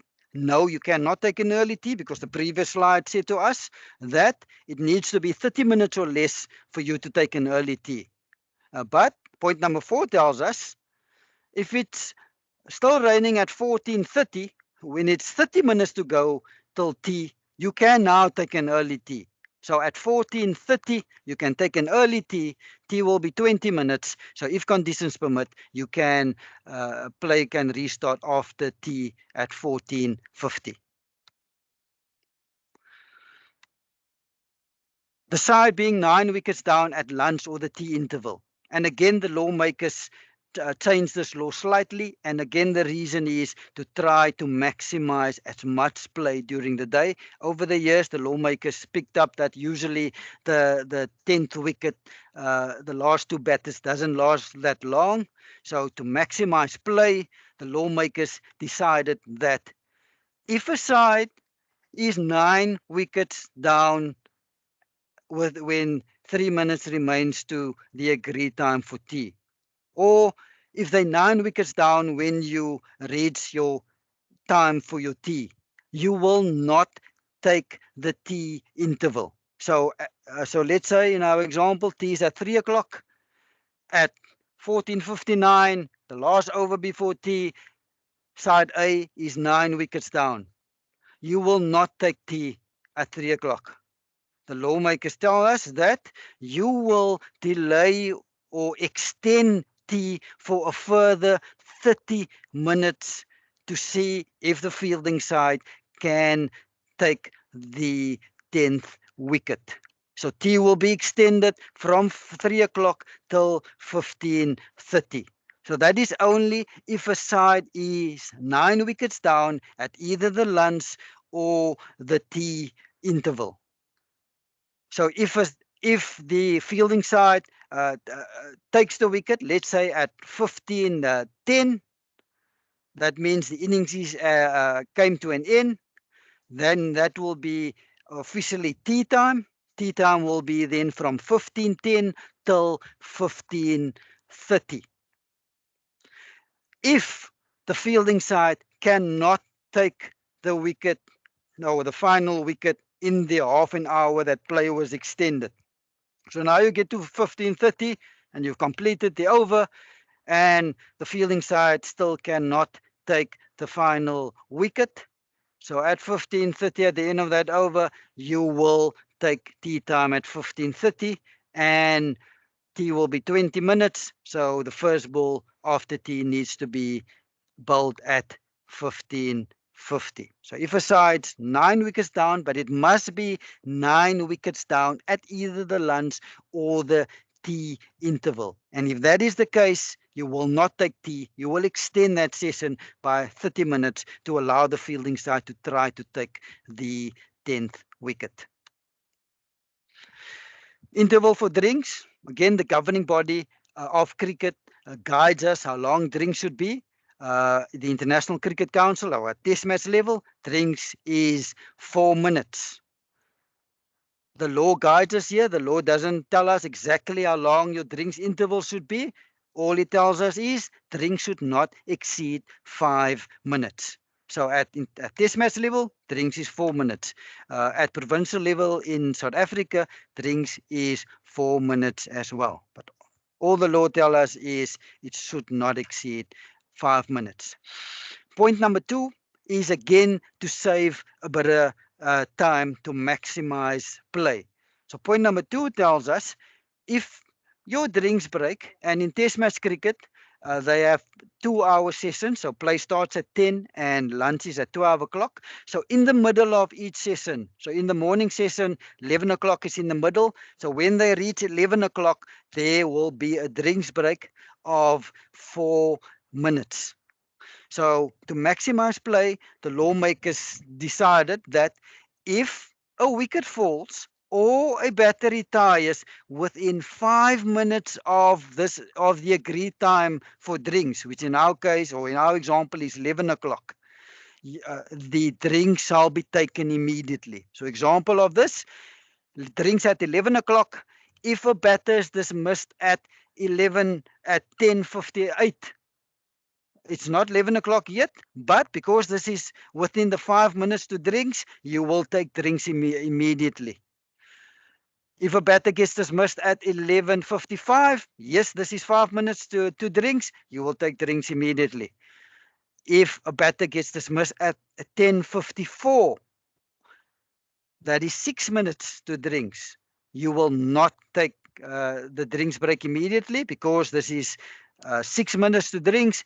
You will allow the new batter to come in to face the ball. Drinks will then be taken at the agreed time of 11 o'clock. Intervals for drinks shall not be taken during the last hour, and if you are changing your times during the day, if you take an early lunch or if you decide to tweak the times of your lunch or your tea interval, please inform the scorers of these changes. The last law that I'm covering for this evening. So before the game start or at the start of the match, at the resumption of play, after any interval or interruption, it's important that the bowlers in umpire needs to call play. By the call of play, that session officially starts. So as soon as the umpire calls, the bowlers in umpire calls play then starts. The bowler can then bowl the first over. So bowlers in umpire needs to call play at the start of the game or at the resumption of play after any interval or interruption. So the same principle as in point number 1. So the bowlers in umpire indicates the start of the session. The bowlers in umpire also needs to indicate the end of the session. And how does the bowlers in umpire indicate this? By calling time.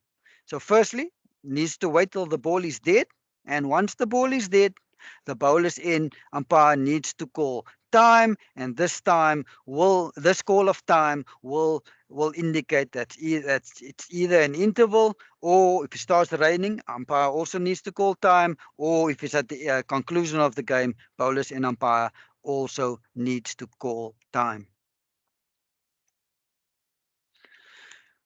So removal of bails. After the call of time, the bails shall be removed from both wickets. So as per the laws of cricket, once you get to your interval, let's say in our test match example, lunch is at 12 o'clock, and you've now reached 12 o'clock, and then the final ball is bowled, and you look at your watch and you see it's 12 o'clock. Bowlers in umpire, once the ball is dead, needs to call over, time, and lunch. And the moment time is called, the bails needs to be removed from both sets of stumps. So starting off a new over. A new over shall always be started at any time during the match unless an interval is to be taken. So in our test match example, playing time, our morning session is from 10 till 12 o'clock. So between 10 and 12 o'clock, a new over shall always be started. But if you get close to lunchtime, and let's say you get to 11:58, do you start a new over? Yes, you'll start a new over because it's not time for lunch yet. So you will start a new over. But let's say you get to 11:59. Do you then start a new over? The law guides us here. The law tells us what you need to do as an umpire. The umpire at the striker's end now needs to walk at normal pace towards the position behind the stumps at the bowler's end. And if the umpire gets to the stumps at the bowler's end before 12 o'clock, another over needs to be bowled. So, importantly, needs to walk at a normal pace. And if walking at a normal pace and the umpire gets to get behind the stumps before 12 o'clock is reached, a new over needs to be started. Completing the over. If the agreed time for an interval is reached during the over, so in our example, lunch is at 12 o'clock. So now you get to 12 o'clock and you've only bowled 3 balls. Do you now stop and leave the field of play? I've mentioned this earlier. No, you don't. You need to complete the over before taking the interval, whether it's the lunch interval or the tea interval. But there's one exception. And that exception is if less than 3 minutes remains before the lunch or the tea interval, and a batter gets dismissed or a batter retires, then you will take the interval immediately. An example of this, lunch is at 12 o'clock.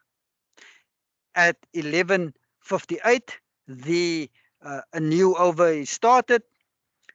The bowler bowls ball number 1, ball number 2.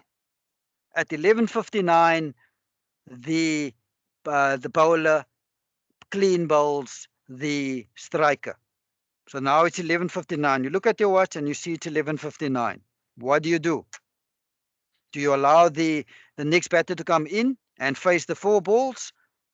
No, law guides us here. Law tells us if a wicket falls within less than 3 minutes before the agreed time for lunch, lunch shall be taken immediately. So at 11:59, you will take lunch. What time does the first ball needs to be bowled after the lunch interval? If you took lunch at 11:59, correct, 40 minutes later, at 12:39, the first ball needs to be bowled. But the important thing here is it needs to be less than 3 minutes before the agreed time for lunch for this batter to be dismissed or to be retire. If a wicket gets taken at 11:56, this is 4 minutes to the scheduled lunch interval. You can not take a lunch because it's not less than 3 minutes. The new batter needs to come in.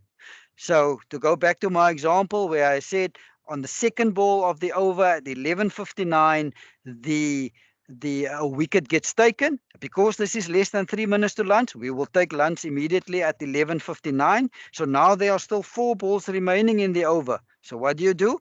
That 4 balls will be bowled, or the over shall be completed on the resumption of play after the lunch interval. So we took lunch at 11:59. At 12:39, the first ball needs to be bowled. So the bowler that took the wicket needs to complete that 4 balls. And once that 4 balls are bowled, that would be the end of the over. Last hour of the match and the number of over in the last hour of the match. So what does this last hour of the match refer to? If I can use the test match as an example, test match spans over 5 days. So this last hour refers to the last hour on day number 5. It does not refer to the last hour on each day, day 1, day 2, day 3. It refers to the last hour on day number 5. So our starting times are in our test match is 10 o'clock and closing time is 5 o'clock. So in our test match, our last hour is from 1600 hours till 1700 hours. So the law tells us, so in this last hour of the game, the fielding side needs to complete a minimum of 20 overs. So minimum of 20 overs must be bowled in the last hour of the game. If our last hour starting at 1600 hours and should end at 1700 hours, if you get to 1650 and you've bowled your 20 overs, the law tells us a minimum of 20 overs needs to be bowled in the last hour. We haven't reached 5 o'clock yet, so we need to play up until 5 o'clock, even though that we've bowled the 20 overs, but the law tells us a minimum of 20 overs. So what happens if you get to 5 o'clock and you've only bowled 15 overs? The law wants a minimum of 20 to bowl in that last hour. You will extend play to complete that 5 overs. The law wants us to bowl 20 overs in the last hour.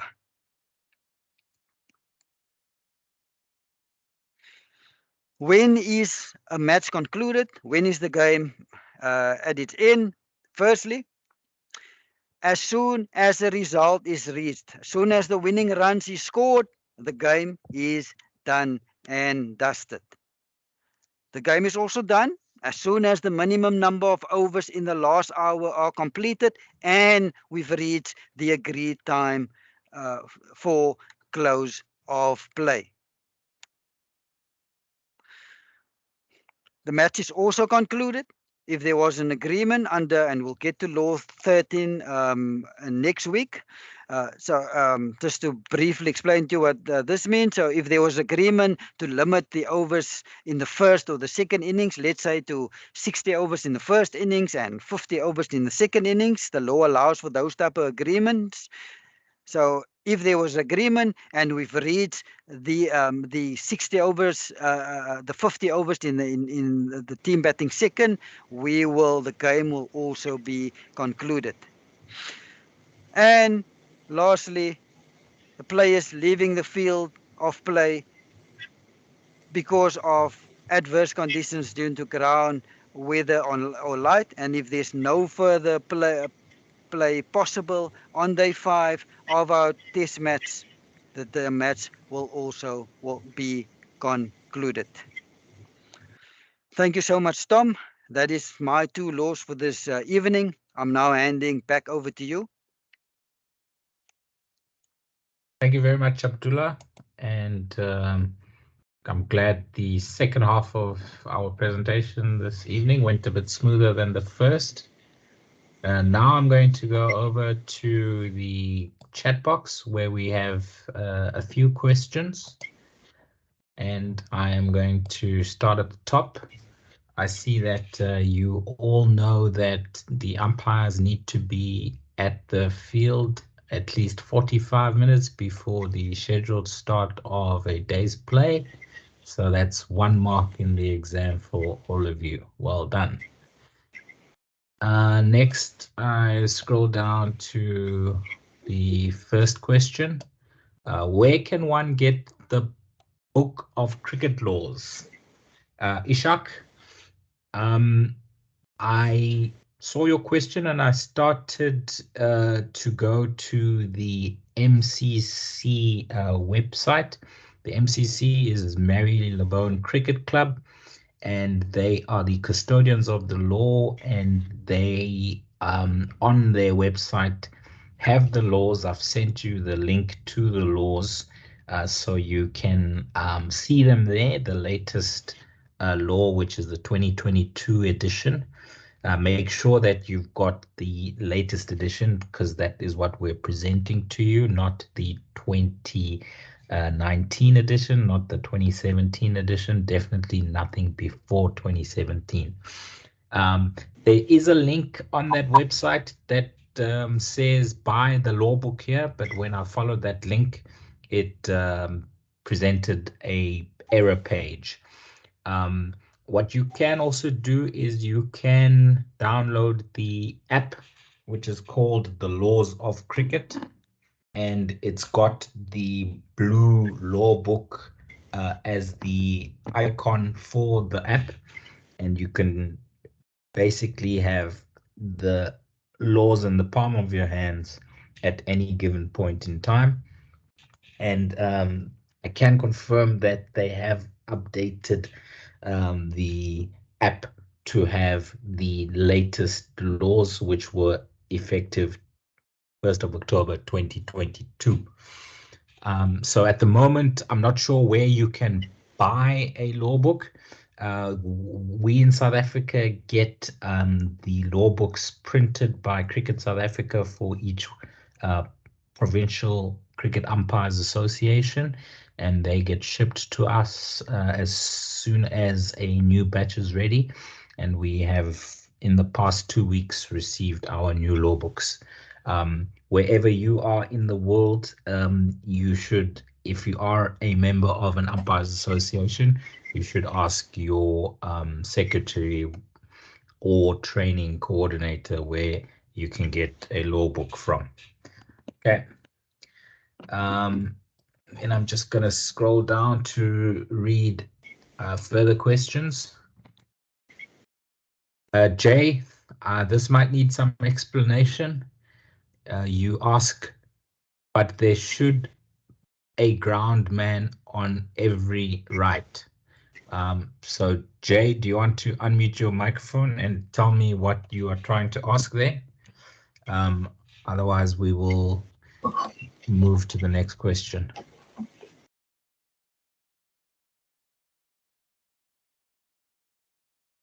Jay, I think your question might be asking if there is a groundsman on every ground. And I think I did answer it in saying that, at least in South Africa, we have one groundsman looking after 5 different grounds. So he moves around during the day. And quite often when you arrive at your field, he might be already have left. Please, ladies and gentlemen, if I can ask all of you to stay on mute for now until we get to our question and answer session. Okay. Just scrolling through the chat box again. The next question is from Satrugna. In case of restarting a match on a different pitch, how can I manage the lost time and the time for the close of play for a full 50 over per side one-day match? Abdullah, you want to take that one? Yeah, thank you, Tom. The laws of cricket is silent on when you do move to a different pitch and how do you manage the time, but playing conditions guide us here. So I'm not sure how the playing conditions, or if your playing conditions is silent on how to manage lost time, but the ICC playing conditions, how they manage this is if the time that you lose, you'll treat it the same as if it was an interruption, let's say a rain interruption. So if you, let's say you lost an hour, and let's say that equates to 15 overs. So 15 overs will be lost in the game. So that is how they manage that process. I'm not sure who asked the question, Tom. Satrugna. Okay, yeah, Satrugna, same. So to answer your question, same way you manage losing time due to, example, rain. Thanks, Tom. Thanks, Tula. Scrolling down the chat box again, Tamil asks if I can add him to the mailing list. I have done so. Suresh also asks, and I have done so. And I'll send them course material as well because they wouldn't have received it. If anybody still has not received a course material email from me in the last few days or today, please put your email address in the chat box and I will send you course material. And I'll also make sure that we are all on the mailing list so that when I send the link for Monday's lecture, it is a different link from lecture 1. It is a different link from lecture 2. We use a different link for every lecture. So please make sure that when you join us for next week's lecture on Monday, you click on the link that is on the email that says lecture 3. Okay. Mama Talwa, you are asking for a course material, but you have not posted your email address, so please post your email address and I will add you to the mailing list. Next question is from Kartik. We play on matted pitches. Let's take a situation that there's an agreement not to use covers during the match. There's an interruption in the second innings of the match. Both captains agreed to changing the mat. Is this treated as changing the pitch? Do we need to resume from where we left before the interruption or to replay the match? Karthik, just make it clear to us, is it still the same field and we are laying a new mat on top of the old mat? Or are we laying another mat next to the wet mat? Where is this new mat? It's like changing the mat on the same pitch. Okay, Abdullah, changing the mat on the same pitch. Do you want to take that one? Do we start the match again or do we carry on where we left off? We carry on where we left off. So this pitch is not changed because it was dangerous or unreasonable. So both captains is agreeing here, so we will not start a new match. We will continue where we left off. I agree with you, Abdullah, because a different mat, but on the same pitch is still the same pitch. So the same match continues. Okay, next question is Satrugna again. In a 4-day match scheduled to start at 10 a.m. on day 2, can the captain of the batting side request for rolling from 9:50 a.m. to 9:53 a.m. for 3 minutes and from 9:56 a.m. to 9:58 a.m. for another 2 minutes? Abdullah, you want to take that one?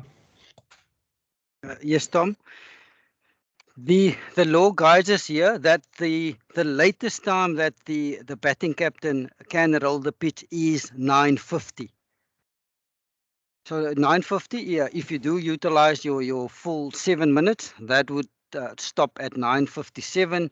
It would then give the roller 2-3 minutes to get off the field. You're not allowed to stop to continue with the rolling.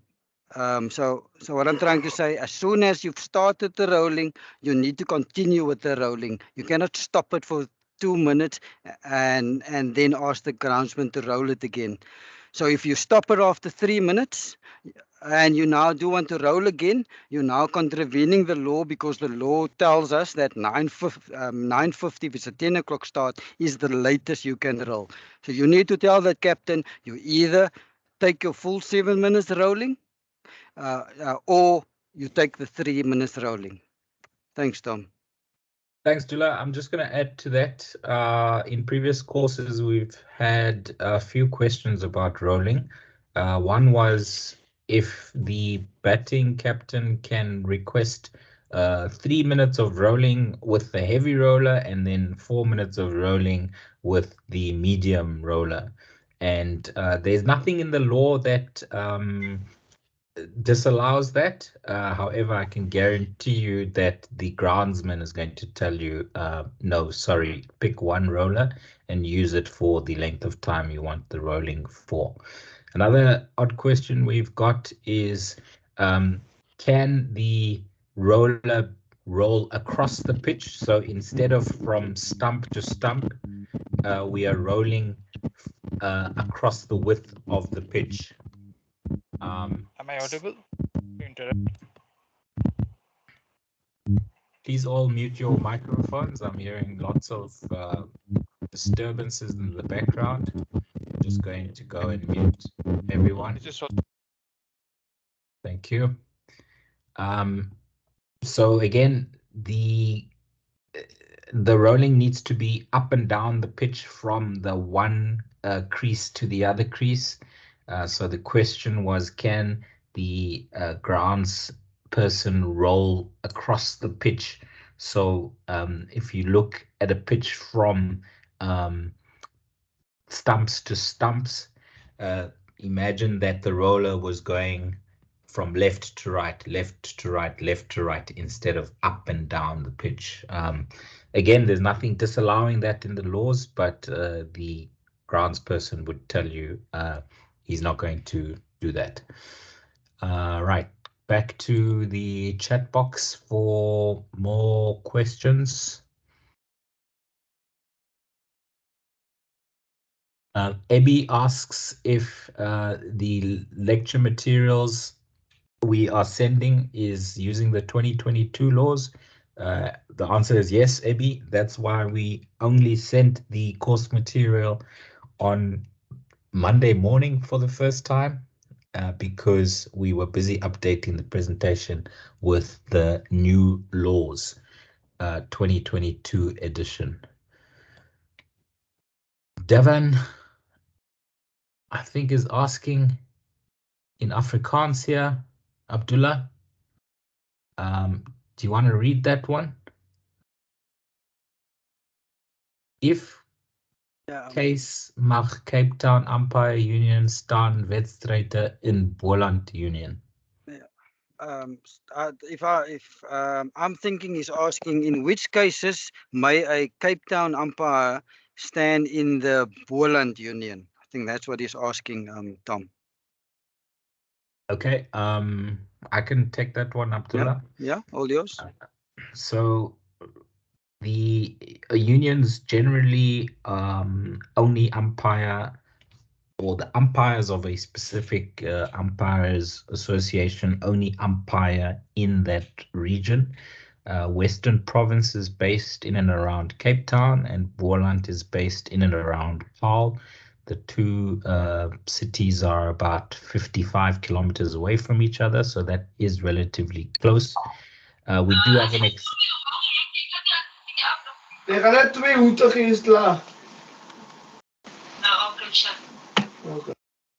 we do have an exchange program where we sometimes have Boland umpires coming to Cape Town to umpire a match or two over a weekend, and Cape Town umpires going to Paarl to umpire a match or two in the Boland leagues.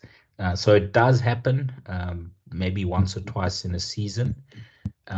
Also, if either association is struggling to fill their leagues, then we do help each other as required. But in an ideal world, it should happen only on exchange, 1 or 2 weekends per season. Right. Next question is from Karthik. On changing the agreed time for an innings end, why 10 minutes for lunch and 30 minutes for tea? So that's when you can take lunch early or take tea early when a innings is complete. Abdullah, why do you think there's a difference in terms of the window period for lunch and for tea? Thanks for your question, Karthik. This has got to do with the caterers, Karthik. So usually for lunchtime, the caterers would like to prepare a hot meal for the players. So in terms of their timings, if lunch is at 12 o'clock, they would try to cater a hot meal for the players. So if you take lunch too early, let's say you take lunch at 11:30, and usually sometimes the caterers are not ready yet with the hot meals. So they only give you this 10-minute period. So if you do take an early lunch, usually they should be ready by 11:50. Tea is much more flexible. The tea is usually get cake and tea or biscuits, and that you can pack out.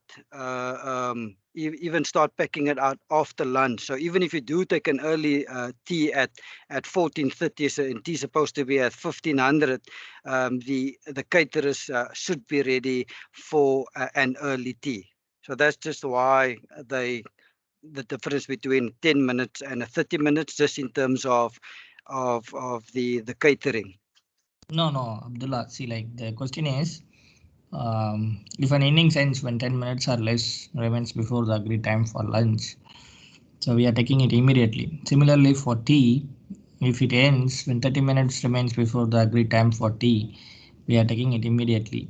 Though lunch is of longer duration, we are considering only 10 minutes before lunch.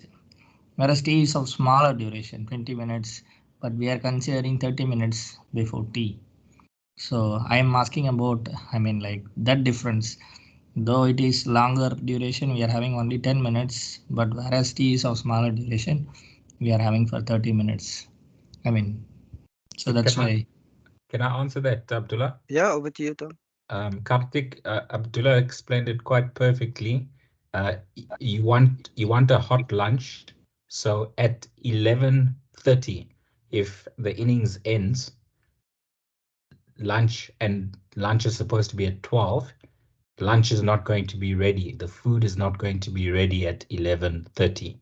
So that is why only if the innings ends at 11:50 or later will you take lunch immediately. I hope that answers your question. Yeah, okay, fine. Thank you, Tom. Thank you, Abdullah. Satruguna really wants to split up the rolling of the pitch into two sections. He asks, can the batting side request for rolling from 9:40 a.m. to 9:44 a.m. for 4 minutes, and from 9:47 to 9:50 a.m. for another 3 minutes? Because I think you got him excited by saying that rolling can start any time before 9:50. So over to you, Dula. Yes, there's nothing in the law that says you cannot split it, but I can guarantee you, asking the ground staff to roll for 4 minutes and then wait a few minutes and then 3 minutes again, I can guarantee you the curator is going to just shake his head. Also, logically, for me, it doesn't make sense why you want to roll for 4 minutes and then wait 3 minutes later and then another 3 minutes. Just logically, in my mind, doesn't make sense. But to answer your question, according to the laws, there's nothing that says you cannot split the 7 minutes. But curator, I can guarantee you, he's going to shake his head and tell you, no, I will roll the full 7 minutes from 9:40 onwards. I don't know if you want to add anything, Tom. No, Abdullah, you're quite right. Nothing disallows it in law, but us umpires often refer to Law 43, which is common sense. The groundsman will tell you that the request doesn't make any sense, so they will tell you they're not going to allow it. Next question is from Karthik. The last hour is scheduled from 15:30 to 16:30. At 16:15, there is an interruption for 12 minutes when 15.3 overs were bowled. Do we have to bowl the 3 balls on resumption at 16:27? Remember that our scheduled close is at 16:30. Over to you, please, Abdullah. So Karthik, according to the laws of cricket, a minimum of 20 overs needs to be bowled in the last hour. So if I look at your example and there's an interruption of 12 minutes, so that equates to 4 overs that lost. So on resumption at, you say at 4:27, you have not reached the close of play at 4:30 yet, so you will have to come back and play the 3 minutes, or if you probably complete the 3 balls, because you're going to have to complete the over. So you're going to bowl the 3 balls and they'll probably get in another over, which will take you past 4:30. You cannot finish earlier than 4:30. So you will have to come completely over, which will probably take you to 4:28, 4:29, and you should get another over in. But that becomes the last over of the match, right, Abdullah? Completion of last over of the match. So, I mean, say like 15.3 plus 4 becomes 19.3, 19 overs, 3 balls. And so we can complete unless there is a mistake in scoring. Otherwise, if there is any players have occasion to leave the field, that happens. That becomes, I'm completing about the final over of the match. So why do you say this is the last hour? In the last hour, we need to play according. You need to play according to the laws, and you need to bowl your minimum of 20. So, and you cannot end earlier than 4:30.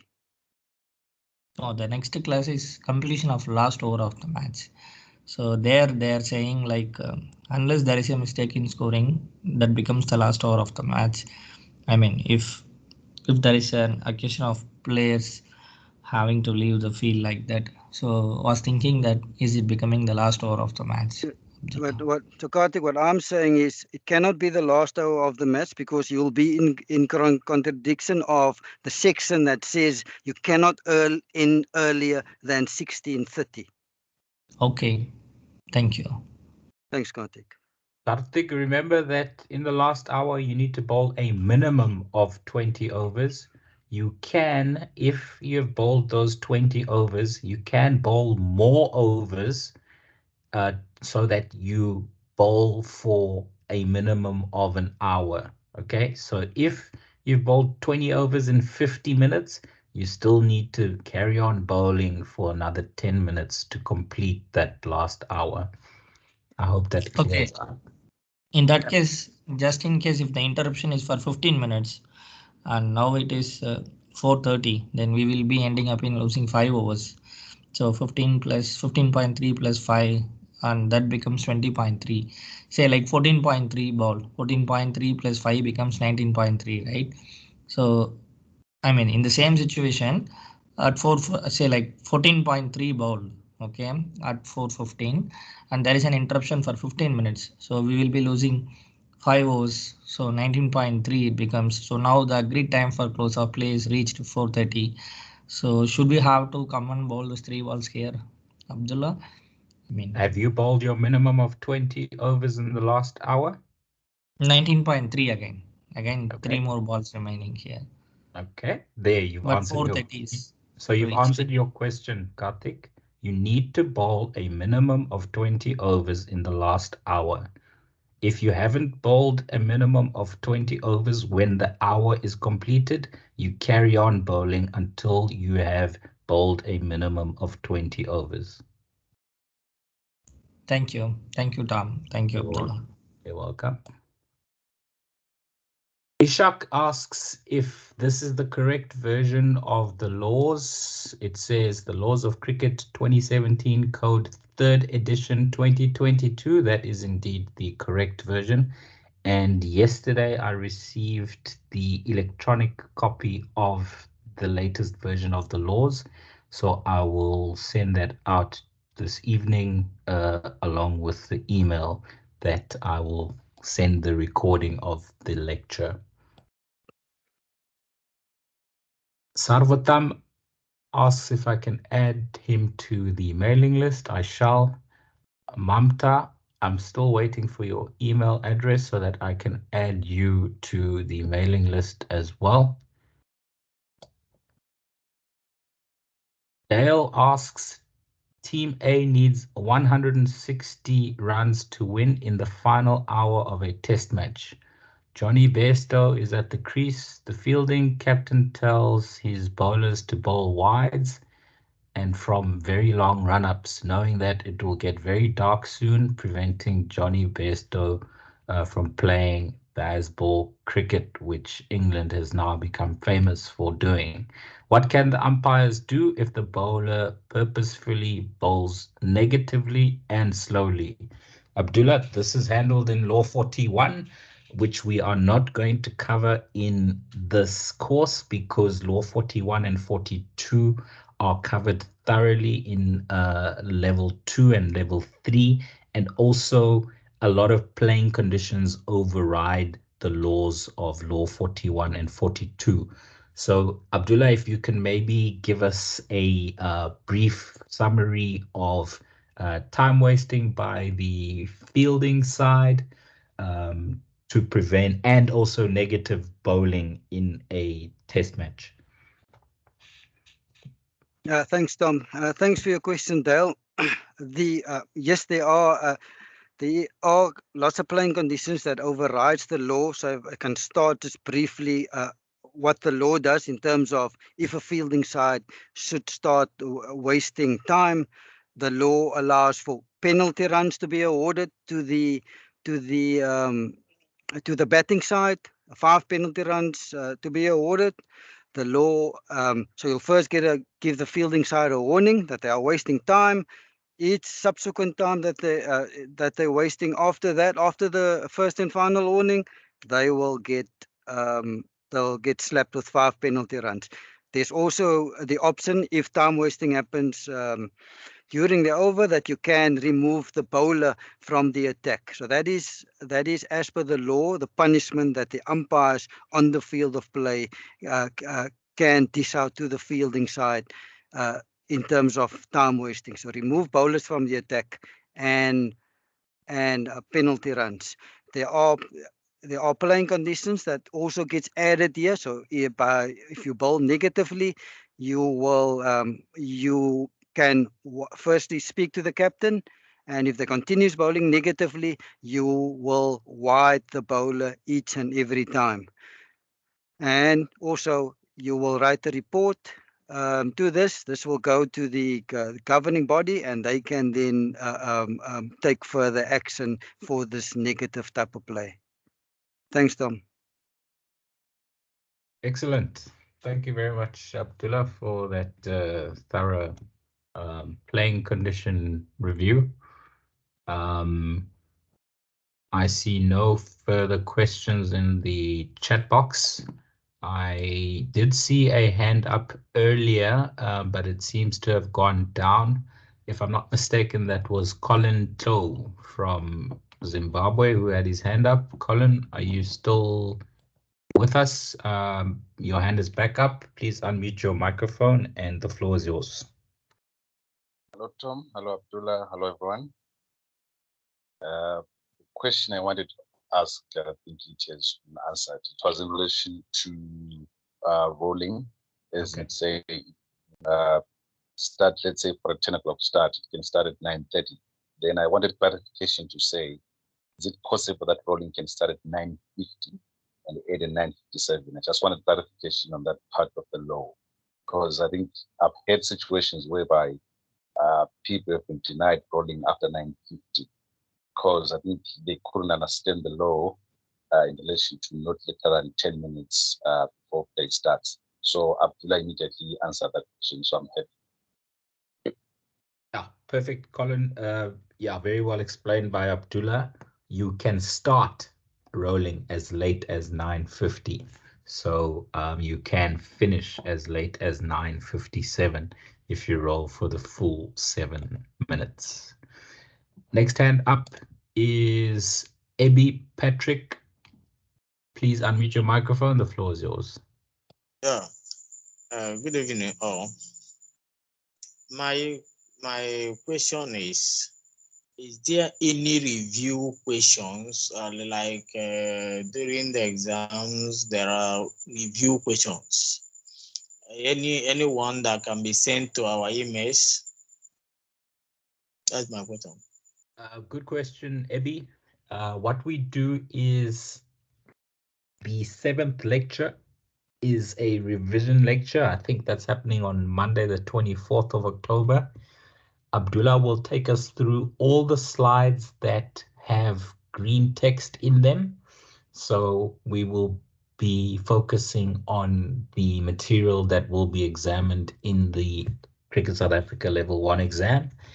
And then after that, the second half of the lecture will be me taking you through a click-by-click demonstration of how to register for the exam and also how to start answering the questions in the exam.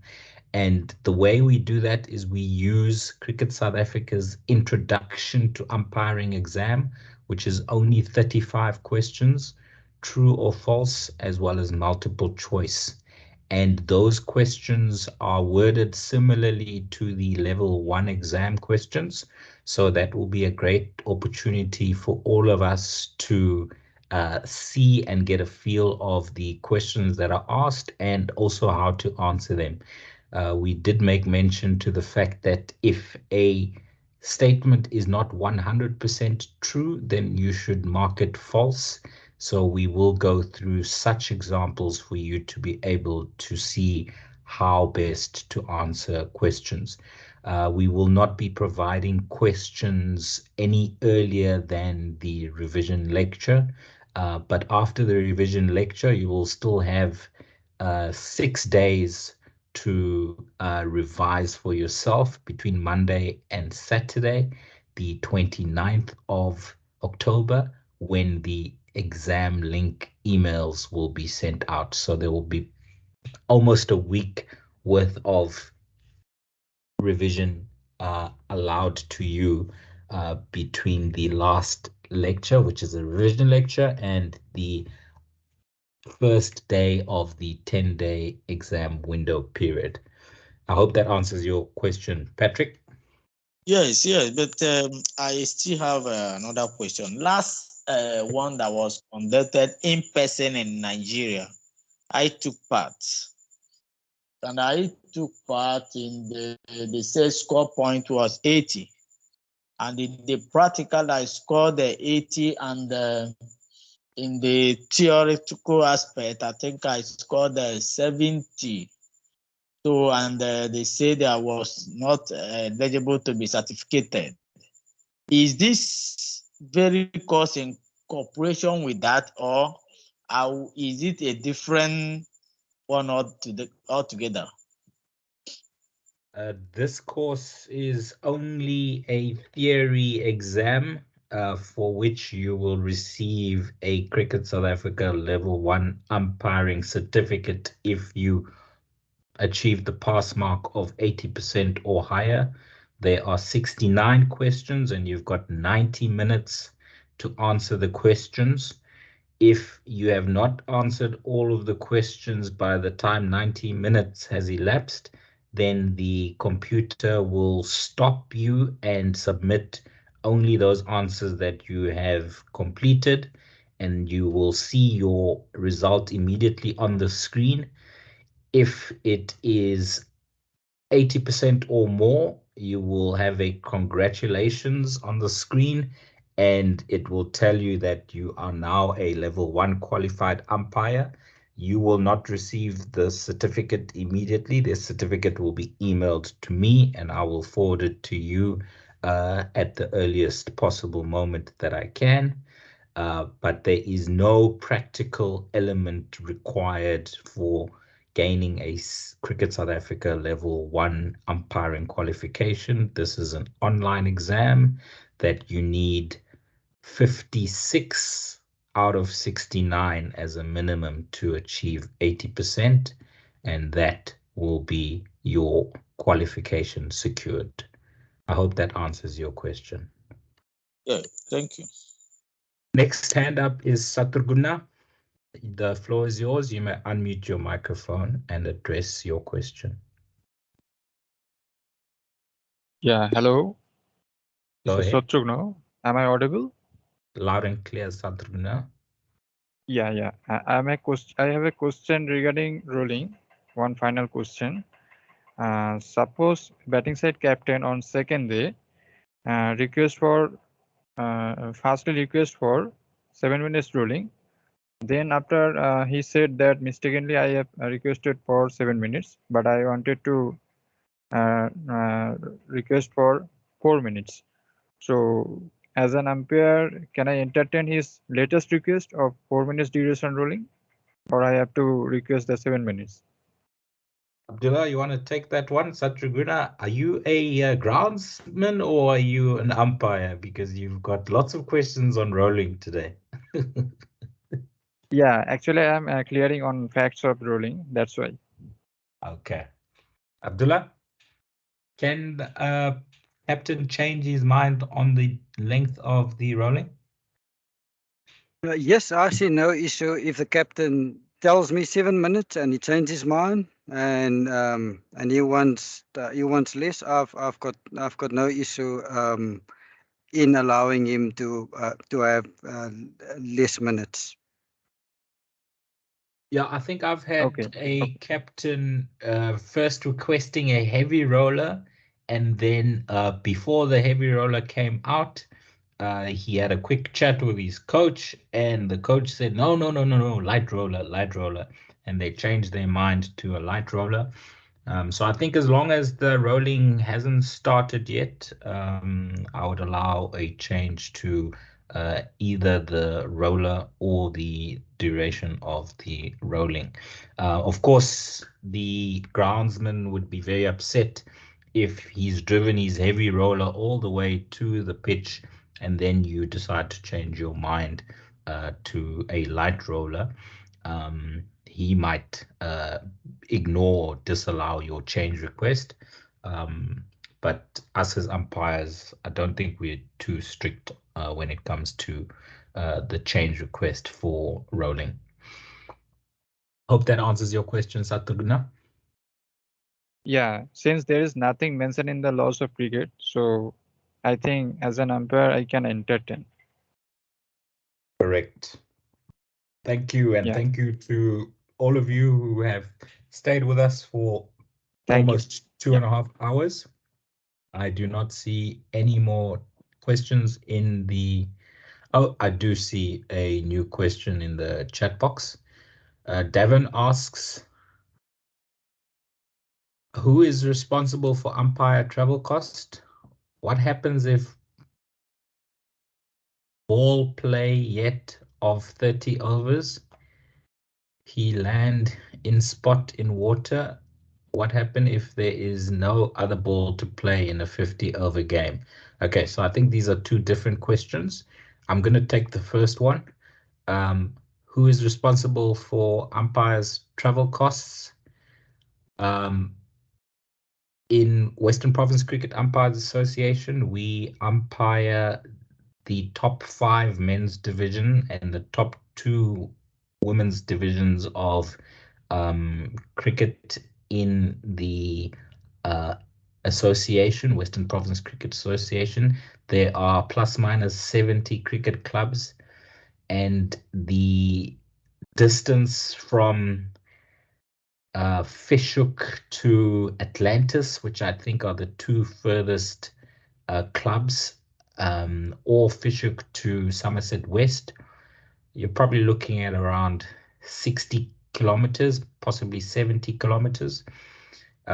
So, Devon, we don't include or add a travel allowance to umpires' match fees. Only if you're umpiring in Atlantis. If you know Cape Town, you will know that Atlantis is about 60 kilometers from, say, Newlands Cricket Ground.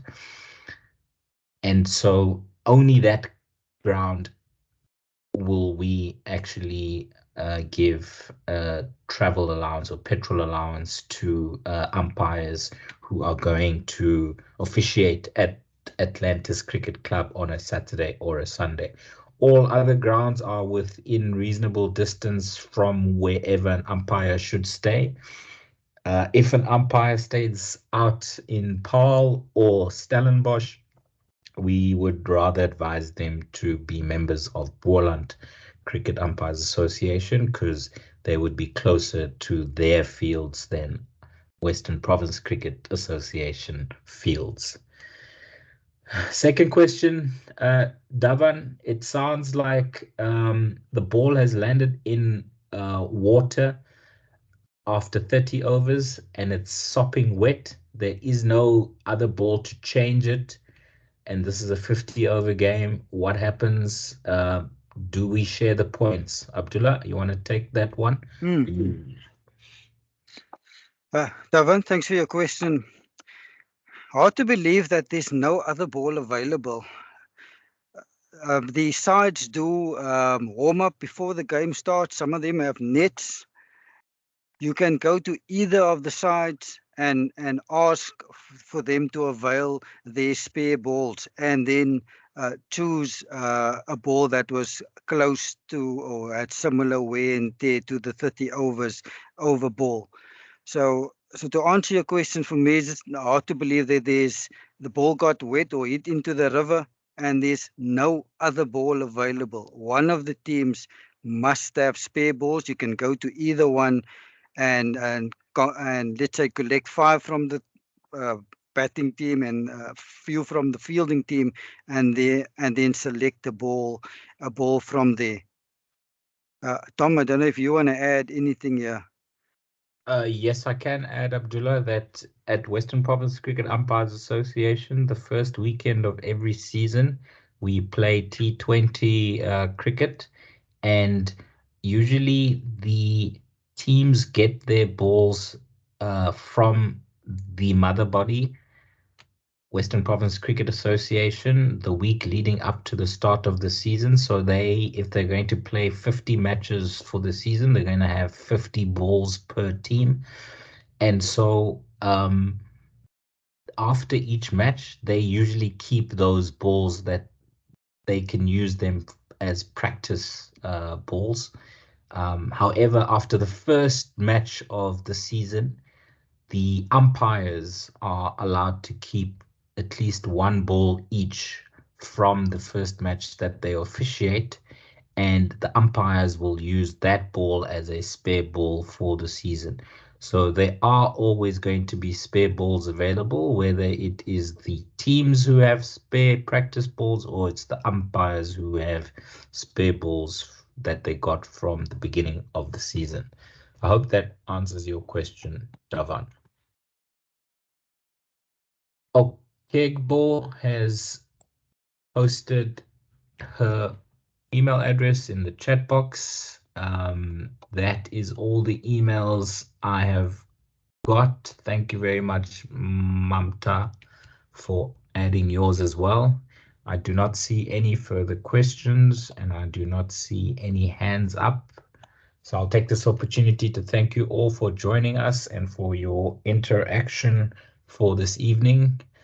Next week, Monday, is our next lecture. Please remember that the lecture has a unique link to it. So don't use today's link. Don't use 2 days ago that link for the first lecture. I will be emailing out a new link probably on Saturday for Monday's lecture. Later tonight or early tomorrow morning, I will send a link to the recording of tonight's lecture. What you can also do is you can subscribe to our YouTube channel, and there you will get notified whenever we post any material to our YouTube channel, even if it's not these lectures. Whenever we've got any recorded material that we think umpires will find useful, we post it on YouTube. So thanks again for your attendance. We will reconvene next week, Monday. Enjoy your weekend when it comes around. Have a good night and goodbye. Thank you. Please, how do we subscribe to your YouTube? What I'll do is I will put a link in this chat box. You can click on it. That will take you to our YouTube channel and click on the button subscribe.